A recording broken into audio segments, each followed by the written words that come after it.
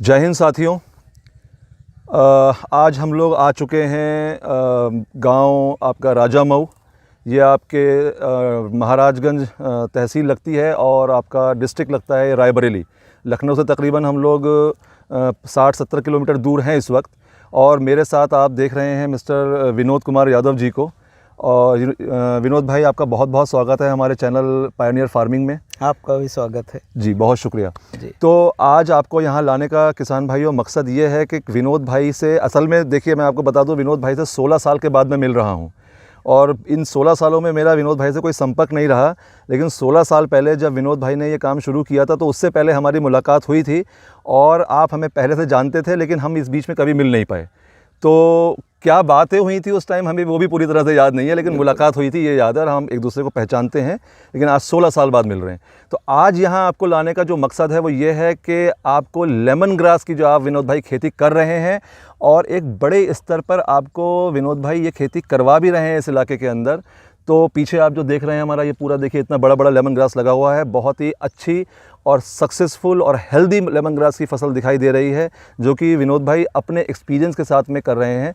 अब मैं विनोद भाई आपसे गुजारिश करूंगा कि किसान भाइयों को थोड़ा सा अपना परिचय दीजिए और कितने टाइम से ये आप कर रहे हैं। बाकी चूँकि धूप बहुत तेज़ है तो इसके बाद हम लोग बैठ के, आपके यहाँ पर बहुत अच्छा सा एक बैठने का सेटअप बना हुआ है, इसमें एक हट टाइप का बना रखा है आपने जी। तो हम लोग वहाँ पर बैठ के बाकी की खेती के बारे में जानकारी लेंगे और बीच बीच में जो खेती के मेन ऑपरेशंस हैं, ताकि आप लोगों को हम दिखा भी सकें कि कैसे कैसे इसकी खेती विनोद भाई करवाते हैं यहाँ पर अपने किसानों से। कौन कौन से मेन ऑपरेशंस हैं, कैसे उनकी चीज़ें स्लिप्स तैयार होती हैं या जो भी बीज तैयार होता है, या कैसे उनकी पैदावार आती है।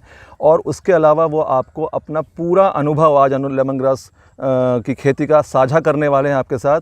तो बिल्कुल भी मिस मत कीजिएगा, उनकी सारी बातों को बहुत ध्यान से सुनिएगा। तो विनोद भाई, थोड़ा सा किसान भाइयों को अपना परिचय दीजिए और अपना थोड़ा सा कहानी, अपनी स्टोरी शेयर कीजिएगा। बिल्कुल बिल्कुल। जैसे कि आपने बताया, मेरा नाम विनोद कुमार है। आज 15-16 साल पहले मैं उबैद भाई से मिल रहा हूं। तो आज मुझे भी बहुत खुशी है इसकी कि कम से कम 15-16 साल पहले आज एक मुलाकात हुई और अच्छी शुरुआत के साथ हो रही है कि हम लोग जिस काम को हम कर रहे थे उसमें आप एजुकेशन दे रहे थे, और अब उस काम को हम इस स्तर पे लेके पहुँचे हैं कि आज से 15 साल पहले हमने 2 एकड़ से इसकी शुरुआत की थी और आज हमारे पास 100 एकड़ से अधिक पे हम इसका कल्टीवेशन कर रहे हैं। 100 एकड़ से अधिक कर रहे हैं? वंडरफुल वंडरफुल जी। कर रहे हैं और हमारे पास 4 प्लांट हैं और हम लोग इसका पूरा प्रोसेसिंग और फिर मार्केटिंग, ये सारी चीज़ें करते हैं। और मेरा जो बैकग्राउंड है, एजुकेशन है, वो मेरी पोस्ट ग्रेजुएट है। मैं इकोनॉमिक्स से पोस्ट ग्रेजुएट हूँ। और इसको अचानक एक दिमाग में बात आई, हालांकि मैं इस फील्ड का नहीं था, लेकिन फिर भी मेरे दिमाग में बात आई कि भाई कोई ऐसा काम किया जाए जिससे कि अपने साथ साथ समाज का भी हित होता हो। और उसी कड़ी में मैंने लेमन ग्रास की खेती को शुरू कर दिया। बहुत अच्छा। और फिर धीरे धीरे हम करते गए। तो फिर जब मैंने इसको 2 साल मेरे बीते तो मुझे इतना समझ में आ गया कि इस काम को किया जा सकता है और बड़े स्तर पे किया जा सकता है। और ये हमारे लिए और किसानों के लिए, दोनों के लिए, अन्य किसानों के लिए भी ये गेम चेंजर का काम कर सकती है लेमन ग्रास। और ये चूँकि कैश क्रॉप है इसलिए गेम चेंजर साबित भी हो रही है। आर्थिक रूप से किसान इससे संपन्न हो रहे हैं। और इस क्षेत्र में जहाँ पहले लोग बताने से नहीं करते थे, आज की परिस्थिति यह है कि लोग अपने हिसाब से लोग कर रहे हैं। और हमारे यहाँ चूँकि सारा चीज़ उनको देखने को मिलता है, सारी चीज़ें समझने को मिलती हैं, सारी चीज़ें हो रही हैं। तो आज भाई साहब से बात हुई और मुझे बहुत प्रसन्नता है इस विषय पर कि आप इसको इस स्तर पे लेके जाएंगे जहाँ से अन्य किसानों को भी लाभ पहुँचेगा। क्योंकि हम लोग यहाँ देख रहे हैं, बगल में लेमन ग्रास है, उधर डिस्टिलेशन है, ये सारी चीज़ें ऑलरेडी होती हुई दिख रही हैं। ये कोई किताबी चीज़ नहीं है। तो इसलिए ये सच्चाई जब लोगों के सामने जाएगी तो निश्चित रूप से किसानों का लाभ होगा। और इस काम के लिए मैं पुनः उबैद भाई को बहुत बहुत साधुवाद देता हूँ, बहुत बहुत धन्यवाद ज्ञापित करता हूँ। धन्यवाद आपको भी बहुत बहुत, क्योंकि आपने हमारे लिए इतनी धूप में इतना समय निकाला है। एक बात मुझे ये बताइए कि आपको स्वयं इसकी खेती करते हुए विनोद भाई कितना समय हो गया? 15 साल।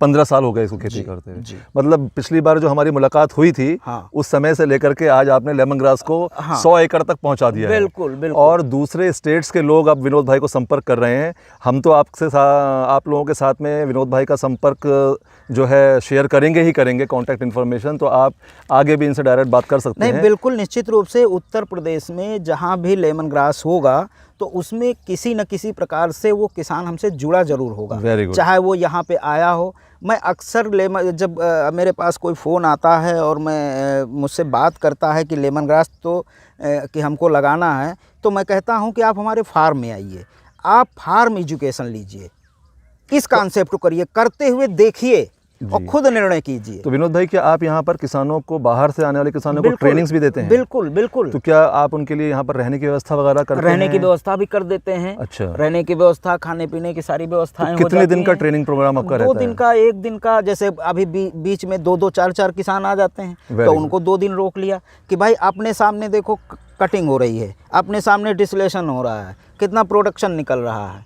हर बात चीज़ को बारीक से समझना और उसके बाद करना, क्योंकि करने के पहले एजुकेशन होना उसके बारे में ज़रूरी है कि हमको क्या काम करना है और इससे क्या होगा। ये इम्पॉर्टेंट थिंग है। देखिए, ये एक बहुत अच्छी बात बताई है विनोद भाई ने कि एजुकेशन। हमारे इस चैनल को बनाने का मकसद ये नहीं है कि हम 10 मिनट का वीडियो बनाएं और आप उससे लेमन ग्रास की खेती सीख लें और शुरू कर दें। हमारा मकसद ये है कि कोई भी चीज़ शुरू करने से पहले, सोशल मीडिया से भी जो आप जानकारी ले रहे हैं उससे भी पहले आप ये देखें कि वो जानकारी किस स्तर पे दी जा रही है, कौन दे रहा है। हमारे वीडियोस इसीलिए थोड़े लंबे होते हैं कि हम सारे पॉइंट्स को, सारे एस्पेक्ट्स को उस फसल के कवर कर सकें। और यही बात विनोद भाई भी कह रहे हैं कि अगर बग़ैर जानकारी के आप आसान से आसान भी फसल करेंगे तो आप उसमें फ़ेल हो सकते हैं। हम ये नहीं कह रहे हैं कि हमारा वीडियो देख के आप खेती से जुड़ जाइए, लेकिन हमारे वीडियो से मुझे पूरी उम्मीद है कि आप लोगों को इतनी जानकारी मिलेगी जो शायद अभी लेमन ग्रास के बारे में आज आपको जितनी जानकारी मिलने वाली है, वो शायद आपको अभी यूट्यूब पर इतनी लेमन ग्रास की जानकारी इतने विस्तार पूर्वक किसी ने साझा नहीं की होगी जो आज विनोद भाई हमसे साझा करने वाले हैं आपके साथ में। क्यों विनोद भाई, सही कह रहा हूँ? बिल्कुल, एकदम सही कह रहे हैं, जो आप एकदम सही कह रहे हैं। और ये देखिए इधर जो आपका पीछे, हमारा तो लेमन ग्रास हमने दिखा दिया था, इधर भाई इधर दिखाइएगा ज़रा। ये लेमन ग्रास अभी हार्वेस्ट हुआ है, हार्वेस्ट हो रही है। पूरा कल से आज तक ये हार्वेस्टिंग चल रही है। आगे जो है डिस्टिलेशन जो है वो उधर चल रहा है दूर, वो अभी हम आपको बाद में दिखाएंगे। ये सारा लेमन ग्रास देख रहे हैं आप, ये हार्वेस्टेड लेमन ग्रास है। ये कम से कम 4-4 फुट का, 5-5 फुट का लेमन ग्रास हो गया है। तो और इधर अगर आप देखिए, इधर दिखाइए पीछे की साइड, ये कुछ विनोद भाई ने दिखाया था कि पुरानी अगस्त की लेमन ग्रास लगी हुई है। इसी अगस्त का है। इसी अगस्त का है। इसकी ग्रोथ अभी इतनी अच्छी नहीं आई है। आपने दोनों तरह की देख ली, एक ये भी देख लिया है और आप एक ये पीछे ये देख रहे हैं, 1 साल पुरानी है। 1 साल पुरानी है। ये क्या क्या इसमें स्थितियां हैं और क्या क्या इसमें कमियां आती हैं वो, और क्यों इसकी ग्रोथ कम होती है, किन स्थितियों में इसकी ग्रोथ बढ़ती है, आज हम कोई पॉइंट छोड़ने वाले नहीं हैं। सारे पॉइंट्स आज विस्तार से चर्चा करेंगे। लेकिन चलने से पहले, आगे बढ़ने से पहले, थोड़ा सा यहाँ पर धूप तेज़ है, आपको भी परेशानी हो रही है। और चूंकि हम लोग अभी खेती के लिए जब सारे उसके अलग अलग चैप्टर्स में बात करने वाले हैं, तो हमने, जैसे मैंने कहा था कि हम लोग वहाँ पर एक हट बनी हुई है, वहाँ पर आराम से कुर्सी पे बैठ के चाय पानी करते हुए आपके साथ में बाकी की विषयों पर, लेमन ग्रास की खेती के आराम से चर्चा करेंगे। तो चलिए अब आगे की बात जो है हम लोग वहाँ पर बैठ के करते हैं। नहीं, इसी दौरान मैं 3 पॉइंट बता दूं सबसे जी, महत्वपूर्ण है इसके। बिल्कुल। कि पहली चीज़ कल्टीवेशन, दूसरी चीज़ प्रोसेसिंग और तीसरी चीज़ मार्केटिंग। तो मार्केटिंग सबसे आसान चीज़ है इस समय लेमन ग्रास की। और आपको जो सबसे ज़्यादा ध्यान देना है 2 चीज़ों में, इसके कल्टीवेशन में, उससे ज़्यादा ध्यान देना है प्रोसेसिंग में। आपने कल्टीवेशन कर लिया और प्रोडक्शन नहीं निकाल पा रहे हैं आप पर्याप्त, तो कोई मतलब नहीं है, आपकी लागत बढ़ जाएगी और इनकम कम हो जाएगी। इसलिए 3 अंग इसके बहुत महत्वपूर्ण हैं। तीनों अंगों के बारे में अभी जैसे आपने बताया कि यहाँ कड़ी धूप है, तो हम लोग विस्तार से चर्चा करेंगे और आगे जी, क्योंकि वीडियो थोड़ा लंबा हो जाएगा, तो इतनी देर धूप में खड़े होने से अच्छा है कि आपको परेशान करें। हम लोग बैठ के आराम से बात करेंगे और डिटेल में बात हो पाएगी।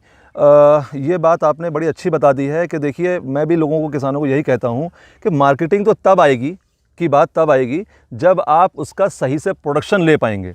जब उसकी ही जानकारी आप लोगों के पास प्रॉपर नहीं है तो फिर मार्केटिंग की बात नहीं आती है। मार्केटिंग की कोई समस्या नहीं है अगर आप पूरी जानकारी के साथ किसी फसल की खेती करते हैं। जब आप गलत हाथों में पड़ते हैं, बगैर जानकारी की कोई खेती शुरू करते हैं, तब आपको प्रोडक्शन तो आता ही नहीं है, साथ में मार्केटिंग की भी समस्या उत्पन्न होती है। तो चलिए आगे की बात हम लोग वहाँ पे बैठ के करेंगे, क्योंकि बात बहुत लंबी होती चली जा रही है। बिल्कुल। तो चलिए वहीं चला जाए फिर। हाँ जी, ओके, थैंक यू। तो किसान भाइयों, हम लोग आ गए हैं थोड़ा छाया में और धूप से थोड़ा बच गए हैं हम लोग। अब हम बात शुरू करेंगे विनोद भाई से लेमन ग्रास की खेती के बारे में डायरेक्टली। अब इधर उधर की बात नहीं करेंगे।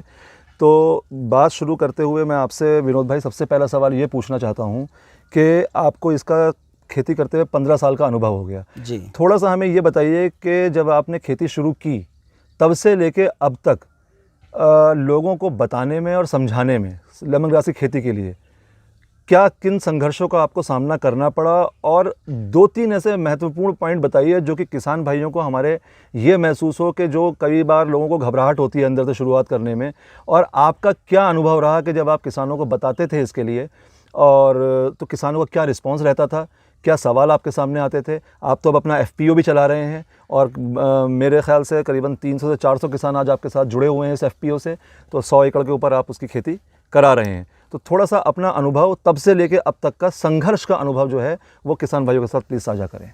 बिल्कुल, जैसे आपने पूछा कि आपने 15 साल पहले शुरू किया, तो उससे अब तक में क्या संघर्ष रहा, क्या परिस्थितियां रहीं, पहले क्या रहा, अब क्या है, तो इसमें बहुत सारा बदलाव हो गया है जब मैंने शुरू किया था उससे और आज तक।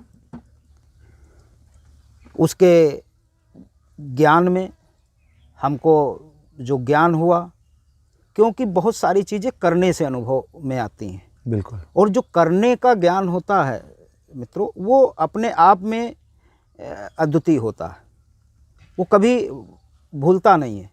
आप पढ़ के जाएंगे कुछ भूल जाएंगे, लेकिन जो करके ज्ञान प्राप्त होता है उसमें आपको नई नई चीज़ें आप लॉजिक से करते जाते हैं और लॉजिकल चीज़ों को समझते जाते हैं। आप एक वर्ड में यदि हम आपको कहें तो उसके बारे में आप समझ विकसित कर लेते हैं, और जब समझ विकसित हो जाती है वहीं से आप ऊपर बढ़ने लगते हैं। किसी चीज़ को शुरुआत करने में तब तक कठिनाई है जब तक आप उसकी समझ विकसित नहीं कर लेते। तो ये अब संघर्ष क्या रहा, अब संघर्ष के बारे में मैं बताता हूँ, क्योंकि ये दूसरा सवाल उसी में था। संघर्ष ये रहा कि मैंने पढ़ा था, 1-2 लोगों से जानकारी ली थी, 1-2 जगह ट्रेनिंग लिया और काम को शुरू कर दिया। लेकिन हमको ज्ञान तो था, हम उसको करने के लिए जानकारी प्राप्त कर चुके थे, लेकिन हमको समझ विकसित नहीं हुई थी।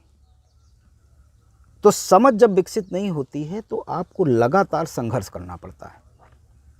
और इस प्रकार का संघर्ष, जैसे कि ये पहला काम शुरू होता है कि आपका प्लांटिंग मटेरियल से आप कहीं से पौध मंगाएंगे, फिर उसको लगाएंगे। तो आप जो पौध मंगा रहे हैं उसकी वैरायटी सबसे महत्वपूर्ण है। पहला संघर्ष कि आप जिस चीज़ की आप बुआई करने जा रहे हैं उसका बीज कैसा है, क्योंकि वही फल देने वाला है। अगर बीज गड़बड़ हो गया तो आपको अच्छे से फल नहीं मिलेगा।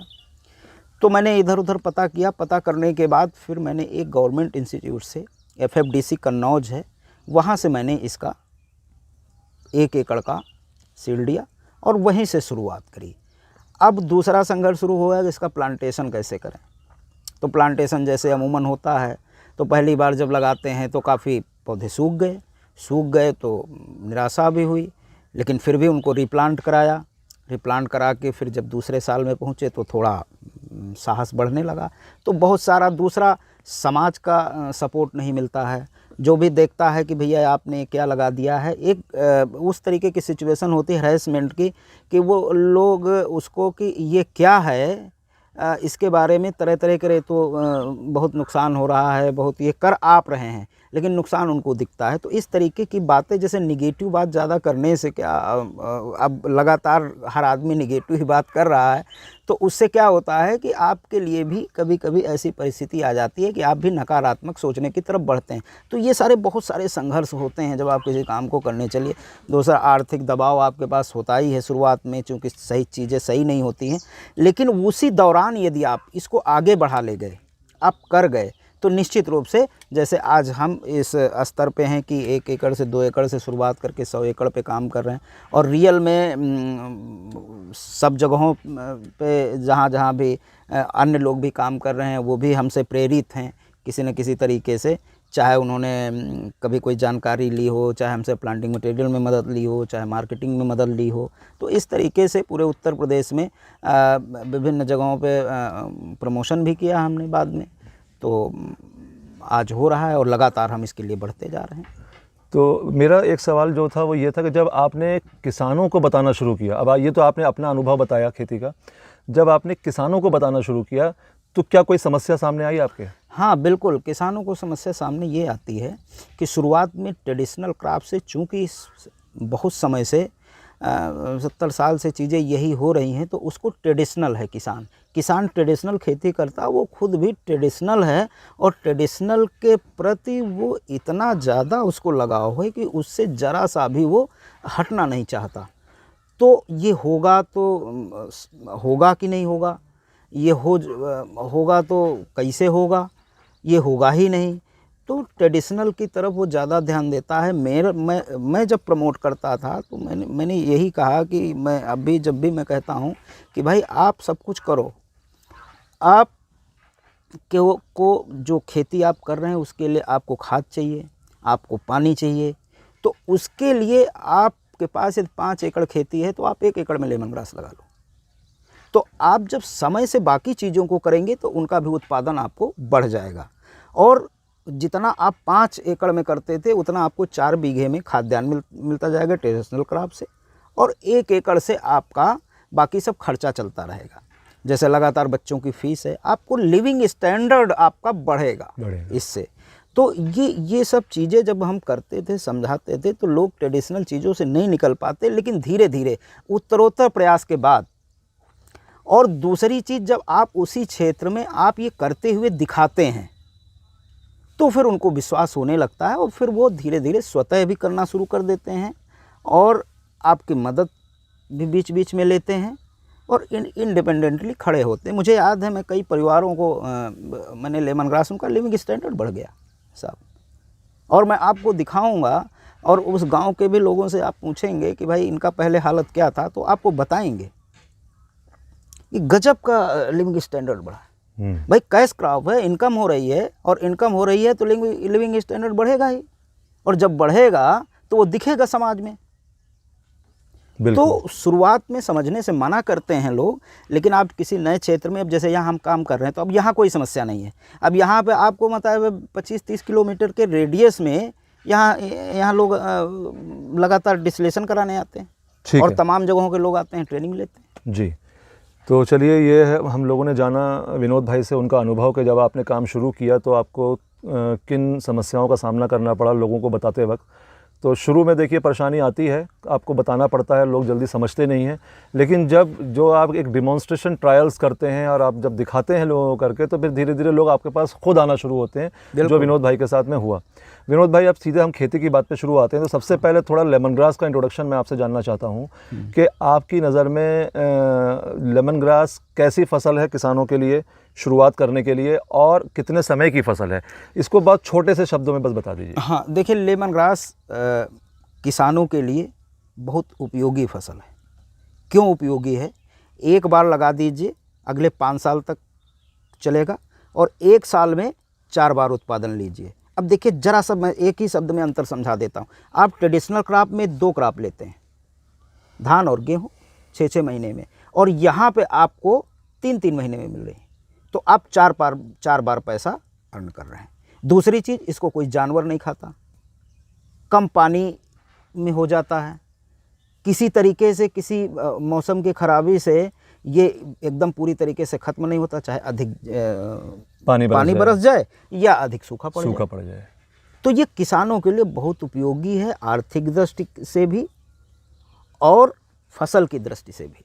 तो आपको लगता है कि आने वाले 10-15 सालों में अगर देखा जाए, किसान सोचें कि अब तो लोग, कई सारे लोग लेमन ग्रास कर रहे हैं, तो अगर आने वाले भविष्य के 10-15 सालों के बारे में बात की जाए तो अभी लेमन ग्रास का भविष्य अच्छा है? बिल्कुल। जैसे मैं इस तरीके से सोचता हूँ कि आप जब किसी चीज़ के बारे में, मान लीजिए एक लोग जानते हैं, मार्केट कभी ऐसे नहीं विकसित होता कि ज़्यादा लोग कर लेंगे तो किसी चीज़ का वो रेट गिर जाएगा। होता क्या है कि जब ज़्यादा लोग कर रहे हैं तो इसका मतलब ये है कि उसका मार्केट में उसका प्रचलन बढ़ा है, उसके बारे में जानकारी बढ़ी है, उसका उपयोग बढ़ा है, तभी वो प्रचलन में आया है। जानकारी जब ज़्यादा हुई है, जब उपयोग बढ़ा है तो डिमांड उसी अनुसार से बढ़ेगी। मैं ये कहता हूँ कि जब तक इस धरती पे मनुष्य रहेगा तब तक लेमन ग्रास की आवश्यकता रहेगी। एक्सीलेंट। तो देखिए, मैंने अपने पिछले वीडियो में भी आपको बताया था कि इसकी मार्केट को लेकर के, इसके भविष्य को लेकर के चिंता करने की अभी फ़िलहाल कोई ज़रूरत नहीं है, क्योंकि जितना प्रोडक्शन ग्लोबली हो रहा है लेमन ग्रास का, उसकी डिमांड उससे कहीं ज़्यादा है।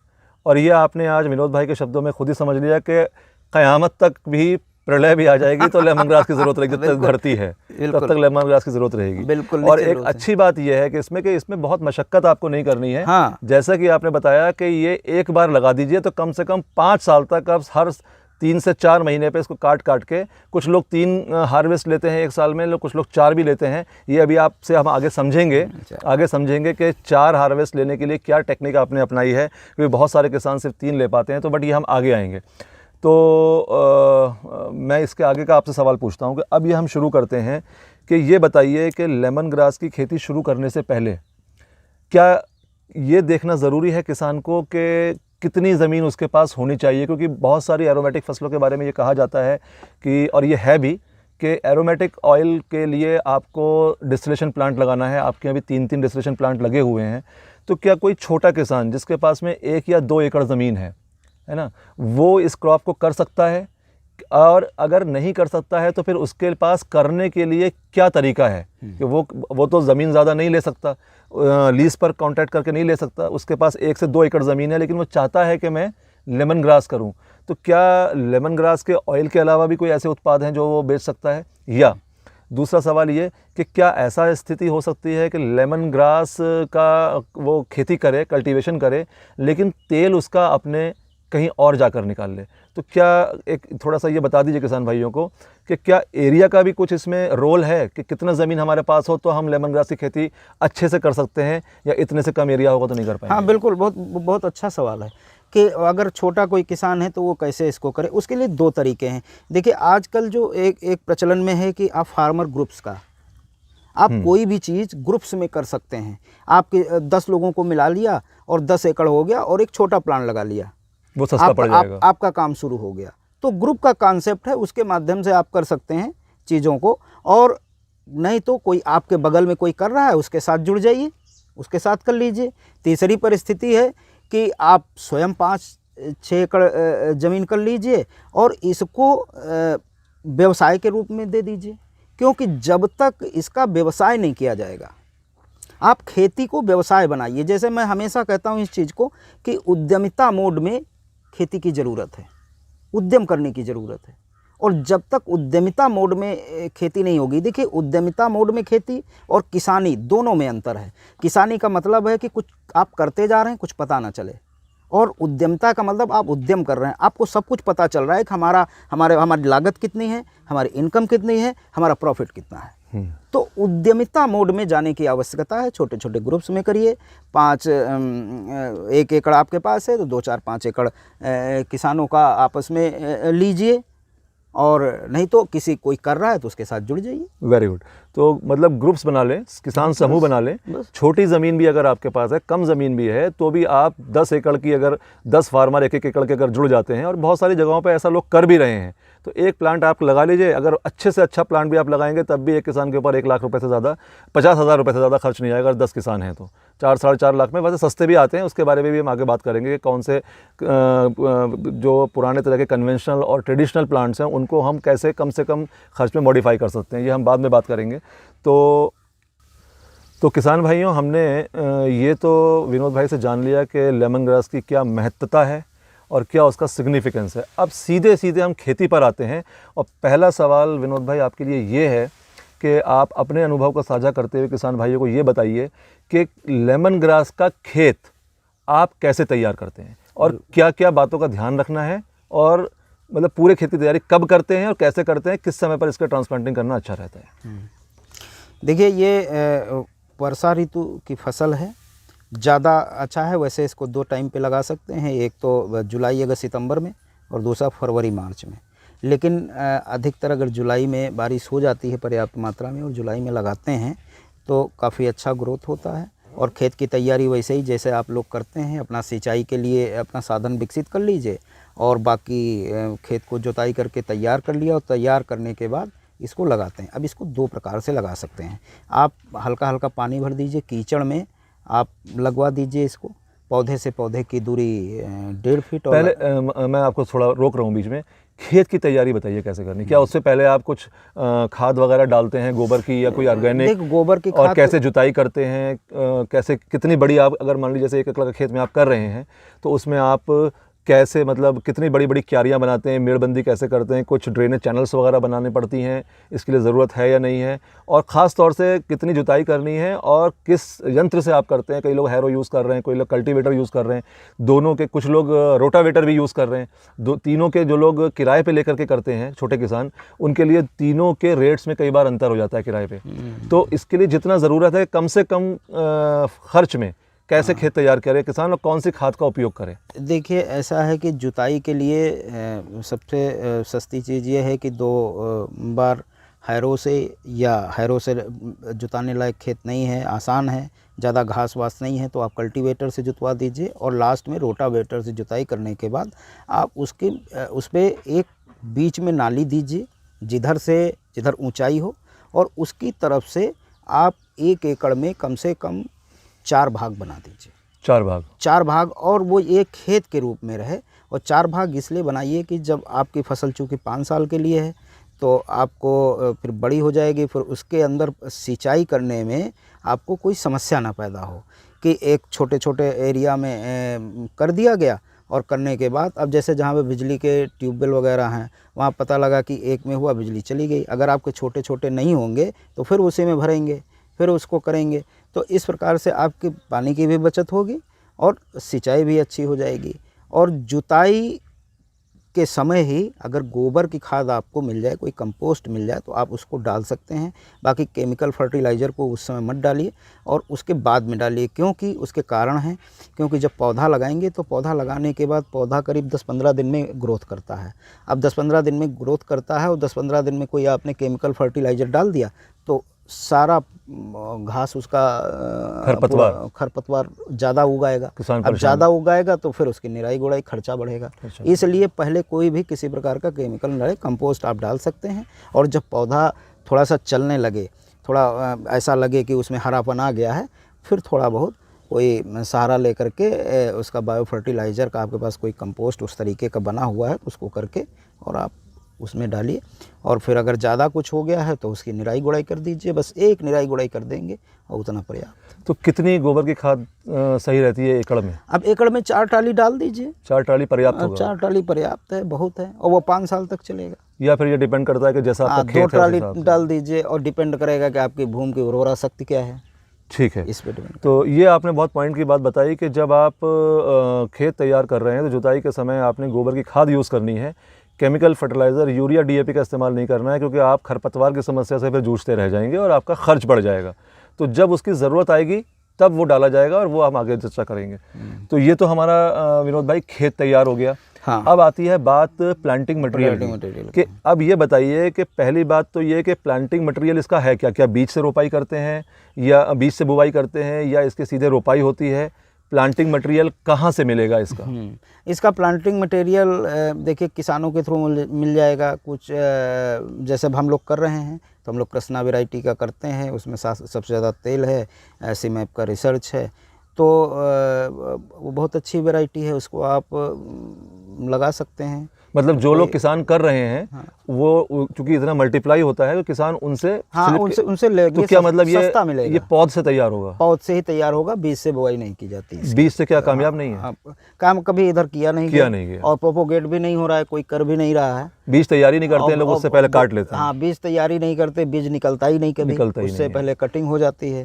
क्योंकि बीज निकालने के लिए आपको लंबे समय तक लेमन ग्रास और दूसरा क्लाइमेट इस तरीके का नहीं है यहाँ पे। अभी हम लोगों ने जैसे पिछले बार एक बार हुआ था कि जाड़े के दिनों में कुछ निकल आए थे बीज, तो उसका बीज पता नहीं मैच्योर नहीं हुआ या जो भी नहीं हुआ, चूँकि अब उसका प्रोपोगेट तो होता नहीं, तो उसको निकाल के डाला गया लेकिन उसका कोई जमाव नहीं हुआ। तो स्लिप से ही प्रोपोगेट होता है। आप किसान से किसान को ट्रांसफ़र हो जाएगा, सबसे सस्ता मटेरियल मिलेगा, उसको अच्छा मटेरियल मिलेगा, अपने सामने खुदवाए, अपने सामने ले जाए, लगा दे। तो कितना इसका पौधा, इसको स्लिप बोलते हैं शायद? हाँ, स्लिप। तो इसको ये बताइए कि कितना पौधा 1 एकड़ के लिए किसान को चाहिए? देखिए 1 एकड़ में अगर दूरी के हिसाब से पौधा स्लिप से तय होंगी। अगर 2x1 पे लगाते हैं, लाइन से लाइन की दूरी 2 फीट, पौधे से पौधे की दूरी 1 फीट, तो वही आपका 22,000। और सबसे अच्छी दूरी जो है वो होती है लाइन से लाइन की दूरी 1.5 फीट और पौधे से पौधे की दूरी 1 फीट, क्योंकि जितना पौधा होगा उतनी घास होगी, उतना ही आपका प्रोडक्शन, क्योंकि इसका जो प्रोडक्शन है वो पत्ती में है, आयल पत्तियों में है, तो वो उतना ही अच्छा। और दूसरा, जब शुरू से ही पौधों की संख्या पर्याप्त रहेगी तो बहुत ज़्यादा स्पेस वो घास को, खरपतवार को, अन्य जो खरपतवार है उसको बहुत ज़्यादा स्पेस नहीं देगी, तो इसलिए काफ़ी अच्छा होगा। जैसे हम लोग ये वीडियो में देख रहे हैं, ये जो लोग पूरा एक उन्होंने खोद लिया है पूरा मुठ इसका, हाँ, पूरा गुच्छा, एक जो पूरा प्लांट का पूरा हिल निकाल लिया है लेमन ग्रास का, और उससे आप ये स्लिप्स अलग अलग कर रहे हैं। तो क्या जो आप किसानों को पौधा आप बेचते हैं या आप अपने आप भी उसको पौध की शक्ल में लगाते हैं, तो ये जैसे हम वीडियो में देख रहे हैं, क्या ऐसे ही करते हैं?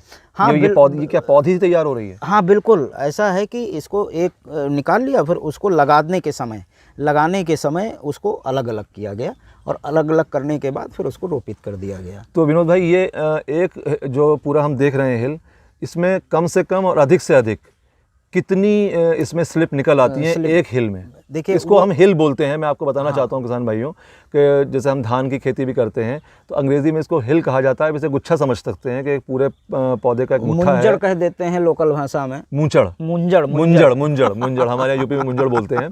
तो कितना निकल आती है स्लिप इसके अंदर? देखिए, इस पे डिपेंड करेगा, उस पर करता है कि आपका पौधा कितने दिन का है। अगर 2 साल का पौधा है, पहले तो 1 साल का पौधा लगाना है, तो उसमें मेच्योरिटी नहीं होती, उसकी जो नीचे की स्लिप होती बड़ी मुलायम होती, तो ज़रा सा भी वो उसकी सहन क्षमता उतनी नहीं होती है।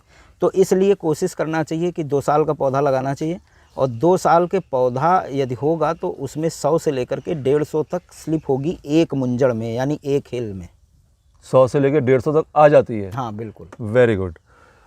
ये हम आगे और भी चर्चा करेंगे कि इसका आपको कैसे फ़ायदा मिलता है। अच्छा, ये बताइए, जैसे आपने वैरायटी की बात की, तो क्या कृष्णा के अलावा कुछ और वैरायटीज़ भी हैं? नहीं, कृष्णा के अलावा और वैरायटीज़ इधर अपने जहाँ पे हम लोग कर रहे हैं इधर के क्षेत्रों में सक्सेस नहीं। जैसे एक और वैरायटी आई है सिमशिखर, लेकिन उसमें ये है कि वो ऐसी जगहों के लिए है जहाँ पानी कम है, तो अगर पानी ज़्यादा हो जाएगा तो जल्दी मर जाएगी। अभी जैसे आप देख रहे हैं, पिछले देर में बारिश हुई, लेकिन 1 महीना लगातार बारिश हुई, तो ऐसे में वो होती तो काफ़ी नुकसान होता। तो जहाँ पर पानी की कमी है, बारिश कम होती है, वहाँ के लिए ठीक है? वहाँ के लिए वो ठीक है। सीमैप नहीं किया है। तो एक वैरायटी है कृष्णा वैरायटी है, सबसे अच्छा वो प्रोडक्शन आ रहा है।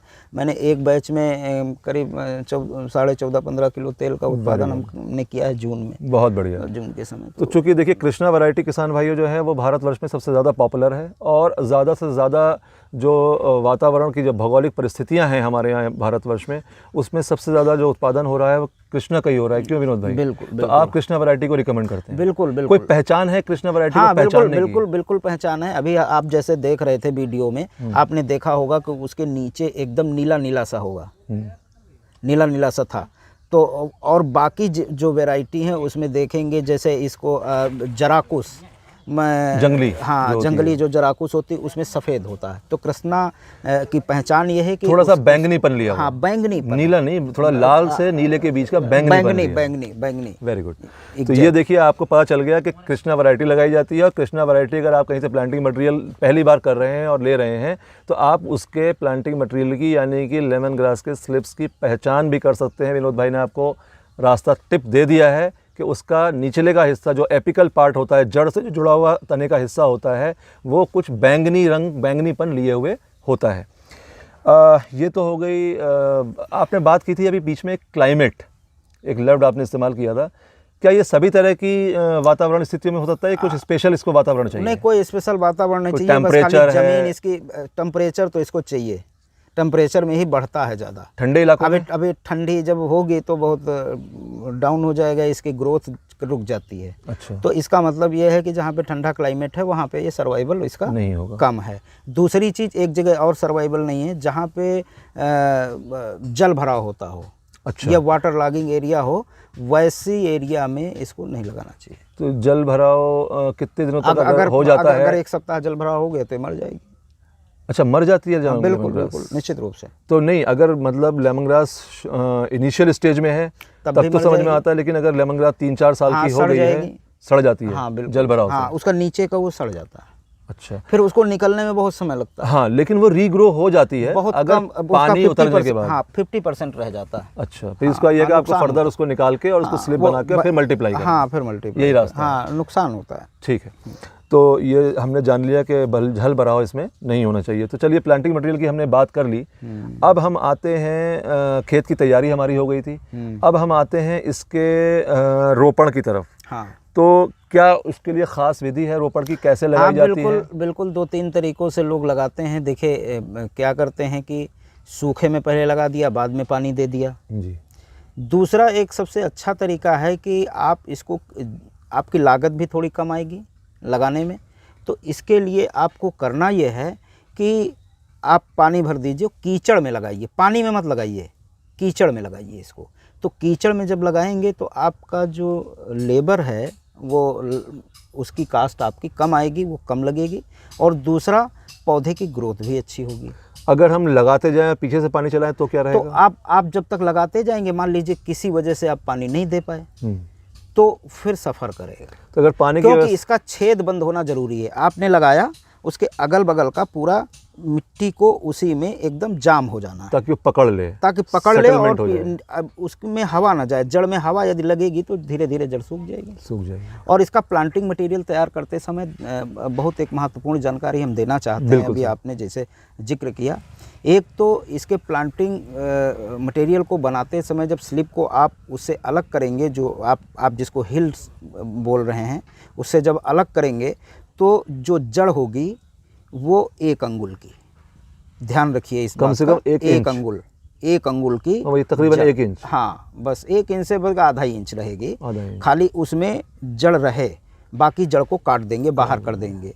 दूसरी, जैसे हम लोग कहावत में बोलते हैं, अपने बोल चाल में भी, कि लेमन ग्रास के यदि अच्छी क्वालिटी का पौधा अच्छा तरीके से आप ग्रोथ करना चाहते हैं तो जड़ 1 अंगुल की और पत्ती 4 अंगुल की, यानी कि कम से उसकी कम पत्ती 5 से को 6 4 अंगुल रखा जाए। हाँ, 5 से 6 इंच को 8-10 इंच की हो जाएगी तो क्या रहेगा? क्योंकि शुरुआत में जो उस पौधे को, वो नहीं, 8-10 इंच की भी कोई नुकसान नहीं करेगी, लेकिन बिल्कुल नहीं होगी तो दिक्कत है। हाँ, मतलब इतनी कम से कम हाँ, इतनी होनी चाहिए। बिल्कुल नहीं होगी, कम से कम इतनी हाँ, होनी ज़्यादा भी, बहुत ज़्यादा भी नहीं बढ़ाएंगे ताकि उसके स्लिप में लोड आए, चाहिए। पौधा गिर लोड जाएगा। भी ना पड़े, पौधा गिर जाए। तो अगर जड़ भारी होती है हाँ, थोड़ी। क्योंकि जो पौधा भोजन ग्रहण करता है वो सिर्फ पत्ती से करता है। तो जैसे ही उसकी जड़ को वो ज़मीन में पकड़े, वो भोजन जितनी जल्दी, हम अब देखिए, पौधे को मनुष्य के रूप में सोचिए, मनुष्य संरचना की तरफ देखिए। अब मनुष्य संरचना क्या है कि हम भोजन नहीं लें तो सूखते चले जाएंगे, कितने दिन जीवित रहेंगे, वैसे ही पौधे का है। जी, बहुत बढ़िया। तो देखिए, ये आपको पता चल गया कि ये ध्यान रखना है, कहीं से अगर आप बाहर से भी प्लांटिंग मटेरियल ख़रीद रहे हैं तो जो भी आपको प्लांटिंग मटेरियल सप्लाई कर रहे हैं उनसे कह दीजिए कम से कम मुझे 4 से 6 इंच का पत्ता उसमें होना चाहिए और जड़ 1 अंगुल से ज़्यादा ना हो। बिल्कुल ठीक, बिल्कुल ठीक। अब आ जाते हैं हम लोग रोपड़ पे, कि रोपड़ कैसे करना है। वो तो अच्छा, हाँ, आपने बता ही दिया। हाँ, रोपड़ बता दिया। दो पौधे से पौधे की दूरी हाँ। 1 फीट है, और लाइन से लाइन की दूरी 1.5 फीट है। अच्छा। और ऐसे में 1 एकड़ में 29,000 पौधे लगेंगे। ठीक है। कीचड़ में लगाइए, सबसे बढ़िया है। लेकिन अगर सूखे में आप लगाना चाहते हैं तो खुरपी से लगाना चाहते हैं, आपको ये ध्यान रखना है कि अगर खेत शाम के समय ही पानी लगेगा, दिन में आप सुबह जैसे आप पानी लगा देंगे, दिन में धूप हो गई, पानी गर्म हो जाएगा, उसकी जड़ में इफेक्ट करेगा और पौधे में मोर्टेलिटी आ जाएगी। अंग्रेजी में जैसे कहते हैं डेसिकेशन हो गया, हाँ, यानी कि desiccation हो मिट्टी ने, हमारे यहाँ यूपी में लोकल लैंग्वेज में बोलते हैं कि मिट्टी ने भपका मार दिया, भपका मार दिया। ये यस, चीज़ है। तो ये खास ख्याल रखें। जनरली ज़्यादातर फसलों के अंदर यही है कि पानी जो है तेज़ धूप में कभी ना लगाएं, या तो अर्ली मॉर्निंग लगा दें 3-4 बजे, और या फिर आप शाम को 5 बजे के आप बाद दिन भर उसको लगवाइए और शाम को 5 बजे, 4 बजे, 8-9 बजे तक आप उसको कर दीजिए, लेकिन उस दिन पानी लग जाए। अगर आप देर करेंगे तो फिर वही दिक्कत आएगी कि आपके पौधे ज़्यादा सूखेंगे।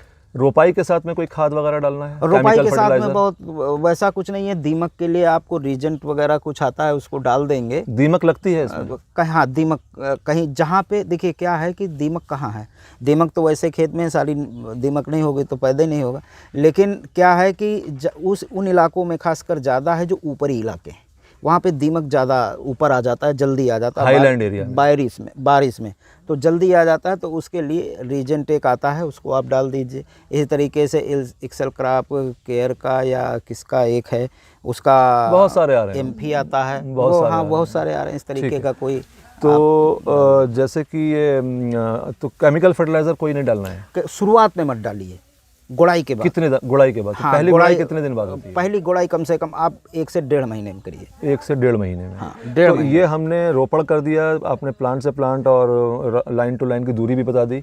उस टाइम पे हमें कोई केमिकल फर्टिलाइजर नहीं डालना है। अब रोपण के बाद क्या, जैसे आप कह रहे हैं कि 1 से 1.5 महीने के बाद गुड़ाई करनी है, गुड़ाई क्या इस बीच में क्या ऑपरेशन, फिर क्या आपको इसको गुड़ाई कर दीजिए? नहीं, 1-1.5 महीने तक फिर कुछ नहीं करना है, फसल को छोड़ दें, यानी पानी भी नहीं लगाना? छोड़ना नहीं, पानी अगर बारिश हो रही है तो ठीक है, और जिस सीजन में आप लगा रहे हैं संभवतः बारिश होगी, और अगर नहीं हो रही है या जैसे कोई फरवरी मार्च में लगाते हैं, फरवरी मार्च में लगाते हैं, तो कम से कम आप 1 महीने तक उसमें नमी माने सूखने न पाए, सूखे न खेत माने। अगर देखिए इसका एक सीधा सा हम आपको बताते हैं कि क्या होता है कि इसके जो भी जड़ है वो जब नीचे जाती है, पानी जब नमी आप देते हैं तो वो जड़ फूलती है ऐसे, और फूलती है, फिर उसी में जैसे ही वो ज़्यादा मुलायम होती है तो उसी में से टिल्डिंग हो जाती है। अब आपने पानी के लिए देर कर दिया तो जड़ ने यदि सिंक कर गया, अब सिंक कर गई तो फिर वो फूलेगी, फिर सिंक करेगी, फिर फूले, उतना ही समय लेगा, आपको पता ही नहीं चलेगा क्यों नहीं निकल रहा है। तो अक्सर ये करिए कि निकलते उसको जड़ पकड़ ले और उसमें 1-2 टिल्डिंग हो जाए, तब आप थोड़ा सा लापरवाह हो सकते हैं। उसके पहले लेकिन नमी बनी रहे, ताकि आपका बड़ा मोटा मुंजड़ तैयार हो। हाँ, बड़ा मोटा मुंजड़ तैयार हो, आपके रिफिलिंग ना हो, आपकी मोर्टेलिटी ना हो, ये सारी चीज़ें, क्योंकि आपने एक बार लगाया है तो वो, और फर्स्ट कटिंग आपकी दिसंबर में हो जाए, ये आपका टारगेट रहे, माने 120 दिन में आपकी कटिंग हो जाए, 90 से 120 दिन में। जुलाई में लगाइए और दिसंबर में फर्स्ट कटिंग करिए, कटिंग कर लीजिए, और सेकंड कटिंग मार्च में करिए और थर्ड कटिंग जून में करिए। चलिए कटिंग पे आएंगे। तो 1.5 महीने बाद हमें गुड़ाई करनी है, गुड़ाई कर दीजिए। तो गुड़ाई के बाद क्या पानी लगा करके आप खाद डाल सकते हैं? हाँ, गुड़ाई के बाद डालनी चाहिए, बिल्कुल डाल देनी चाहिए। गुड़ाई के बाद आपको जो कुछ भी डालना है जो कुछ मतलब, हाँ, जो भी खाद आपको जितनी मात्रा में भी डालना है, मतलब चाहे वो बायो फर्टिलाइजर डालना हो, चाहे वो केमिकल फर्टिलाइजर डालना हो, वो आप सब कुछ डाल सकते हैं, चाहे कंपोस्ट डालना हो, जो भी आप डालना चाहें वो गुड़ाई के बाद। और गुड़ाई करिए तो पूरी तरीके से सूख जाने दीजिए मिट्टी को, और मिट्टी को जब सूख जाने देंगे और जैसे ही पानी लगाएंगे, जब वो मिट्टी बहती है तो वो अपने आप खाद का काम करती है, क्योंकि बहुत सारा नाइट्रोजन वो ऊपर से ले लेती है। आपको सभी जानते होंगे 76% नाइट्रोजन तैर रहा है, बिल्कुल हवा में है, हवा में है, बिल्कुल। अब वो भाई क्यों बारिश होती है तो वो कहे कि यार बारिश बहुत ज़रूरी, बारिश के बगैर कुछ हो नहीं रहा, क्योंकि वो नाइट्रोजन के साथ, एनवायरमेंटल नाइट्रोजन को बारिश का पानी डिसॉल्व करके नाइट्रिक एसिड और जनरली कई सारे फॉर्म्स में आपको नाइट्रोजन को डायरेक्ट ऐड करता है, डायरेक्ट ऐड करता है। बिल्कुल, बहुत बढ़िया, साइंटिफिक खेती कर रहे हैं विनोद भाई। बिल्कुल। विनोद भाई, आप कितना खाद डालते हैं या डालते हैं? नहीं, बहुत नॉमिनल खाद हम डालते हैं। और आप ये समझिए कि हम तीसरे महीने 20 किलो का बीघा डाल देते हैं बस। 20 किलो बीघा का यूरिया, और उसी के साथ कोई बायो फर्टिलाइजर ऐड करके, फास्फोरस और पोटाश के, हाँ, वही सब, एनपीके वगैरह, एनपीके मतलब यूरिया या डीएपी या एनपीके जो भी सुविधा, एनपीके 20 किलो के हिसाब से डालते हैं बस। ठीक है, तो आप लोग अपनी खेत की आवश्यकता अनुसार भी डाल सकते हैं। 30 किलो एकड़ आप ऐसा समझिए 30 जो किलो भी, एकड़। हाँ 30 एकड़ है। ग्रैनुअल अगर होगा तो 30 किलो एकड़। ठीक है। तो अब यहाँ तक तो हम पहुँच गए कि हमने खाद भी डाल दी, एक पहली गुड़ाई हो गई। अब क्या होना है इसके आगे? अब सीधे आप जब दिसंबर 120 दिन हो जाएगा, आप थोड़ा सा देख रेख बनाए रखिए, आप 120 दिन हो जाएगा, आप उसको हार्वेस्ट करिए। हार्वेस्ट जब कर लें। फर्स्ट कटिंग करेंगे तो आपको 1 एकड़ में आपको एक बैच यानी कि सूखी घास, वैसे तो गीली घास अगर करेंगे तो 10 कुंटल आ जाएगी, लेकिन सूखी घास 5 कुंटल मिल जाएगी। तो जब आप 6x6 वाले प्लांट में, जो 1 टन का प्लांट है, उसमें आप भरेंगे तो सूखी घास 5.5 कुंटल के आसपास आती है। ईल्ड पे हम अभी आते हैं। मुझे सबसे पहले ये बताइए कि जो कटाई का समय आ गया और आप जो कटाई करते हैं वो क्या किसी मशीन से करते हैं या मैनुअली करते हैं? मैनुअल कर सकते हैं, मशीन से भी कर सकते हैं, मशीन से भी कर सकते हैं। मशीन के लिए रीपर का इस्तेमाल कर सकते हैं। आप कैसे करते हैं? हम अभी मैनुअल भी कर रहे हैं, रीपर से भी कर रहे हैं। तो कटाई के लिए कोई कुछ खास बात का ध्यान रखना है? नहीं, खास बात का केवल इतना ध्यान रखना है कि शुरुआत से लेकर के अंत तक नीचे जितना 4 माने आपको 4 इंच छोड़ करके आपको कटाई कर देनी है। तो मैं आपसे जो बात कर रहा था वो ये थी कि कटाई करते समय, जब कटाई का समय आ गया है, तो जब किसान या लेबर कटाई करने के लिए बैठे, तो कटाई करते टाइम किसी खास बात का ध्यान रखने की ज़रूरत है? पहली चीज़, दो चीज़ें ध्यान रखने की ज़रूरत है। एक चीज़ तो ये कि जब कटाई आप करें तो ये देख लें कि लगाने से 90 दिन या 120 दिन हो गए हैं कि नहीं, कम से कम। कम से कम। और दूसरी चीज़, आपकी क्रॉप उतनी तेज़ी से ग्रोथ किया हो या ना किया हो, आपको 90 से 120 दिन में कटाई करना ही है। इसका ये मस्ट मुख्य है। कारण? मुख्य कारण यह है कि कटाई के बाद पौधे विकसित होने और तेज़ी से शुरू होते हैं, इसलिए कटाई करना इम्पॉर्टेंट है। मुंजर ज़्यादा मोटा बनेगा। हाँ, ज़्यादा मोटा बने, उसकी टिल्डिंग ज़्यादा अच्छी हो, इस बात का ध्यान रखना। मुंजर आपको मोटा करना है, लेमन ग्रास करने का मजा तब आएगा। यस, है ना? और दूसरी चीज़ जो आपने पूछी कि कटाई कितनी दूर से करें, पहली चीज़ हमने बताई 90 से 120 दिन में कर लें, और दूसरी चीज़ कम से कम 4 से 6 इंच पे कटाई करें, इससे ऊपर ना करें, क्योंकि जब इससे ऊपर करेंगे तो उतना ही बढ़ता जाएगा डंठल, और डंठल जब बढ़ता जाएगा तो फिर आपको धीरे धीरे करके समस्या होने लगेगी। फिर जब और बड़ा हो जाएगा, कभी कभी इतना डंठल हो जाएगा, इतने से कटाई करने लगेंगे तो पौधों के बीच में हवा जाना बंद हो जाएगा। हवा के बगैर कोई जीवित नहीं रहता, चाहे वो पौधा हो चाहे मनुष्य हो। यानी कि जब कटाई करनी है तो जड़ से लेकर के ज़मीन से 4 से 6 इंच छोड़ करके ऊपर से पत्ता काटें। बस 4, ज़्यादा से ज़्यादा 4 से 6 इंच अगर हम छोड़ें। ज़्यादा छोड़ देंगे तो डंठल धीरे की धीरे- ग्रोथ ज़्यादा होगी और हाँ। पत्ता कम होता चला जाएगा। नहीं, धीरे धीरे आपकी साल में 4 कटिंग होगी। अब 4 बार में सब में 2-2, 3-3 इंच छोड़ते अगर चले गए तो साल में, दूसरे साल तो 1 फीट हो जाएगा। हर कटिंग में ज़मीन से 4 से 6 इंच की ही हाँ, छोड़नी है। ये सही तरीका है। और इससे ऊपर करेंगे तो फिर आपके पौधे बीच में डैमेज होना शुरू हो जाएंगे, उनको ऑक्सीजन नहीं मिलेगा, उनको हवा नहीं जाएगी, ऑक्सीजन नहीं मिलेगा तो फिर सड़न पैदा हो जाएगी।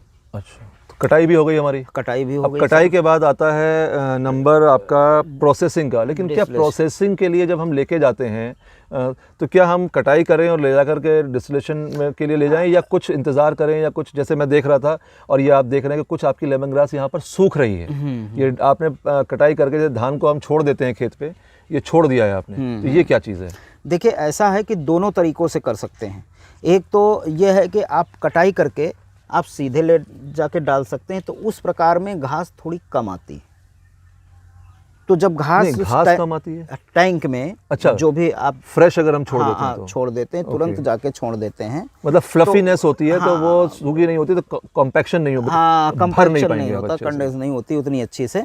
और जब सूखी होती है तो बढ़िया पानी डाल डाल के उसको दबा देते हैं, तो एक तो ज़्यादा आती है, तो इसीलिए आयल बढ़ता घटता है। अच्छा, आयल जो है, और उठाने में भी आपको आसानी होती है। जब सूख जाती है तो उठाने में भी आसानी होती है, कहीं स्कार्टेज करना है तो भी आसानी। मान लीजिए प्लांट 4 किलोमीटर दूर है, तो अब अगर सूखी उसको उठाएंगे तो आपको लोडिंग में आसान होगा, रस्से से कस जाएगी बढ़िया से।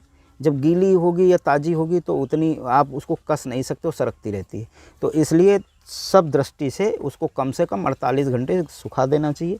गर्मी के सीज़न में उस ऋतुएँ हैं कि उनके अनुसार, जैसे गर्मी के सीज़न में आप सुबह से काट के दूसरे दिन आप सुबह डाल सकते हैं, लेकिन जाड़े के सीज़न में आप 2 दिन सुखा सकते हैं। 48 घंटे। हाँ, कभी कभी बारिश में कोई ऐसी परिस्थिति है जब बारिश हो रही है तो खेत में मत छोड़िए, आप उसको चाहे आपको ताज़ा ही उसको कटिंग करें और डिस्टिलेशन करना पड़े तो ख़राब हो जाएगा। हाँ, बारिश ख़राब में हो जाएगा। तो क्या ये धूप के अलावा अगर हम छाया में सुखाते हैं तो कोई अंतर? छाया में तो बहुत अच्छा अंतर है। छाया में इसलिए अंतर आ सुखाते हैं कि जैसे धूप में जब सुखाएंगे तो इसकी पत्ती सूख जाएगी, और यदि आप इसको कहीं पैक कर देते हैं तो ये काली पड़ जाएगी।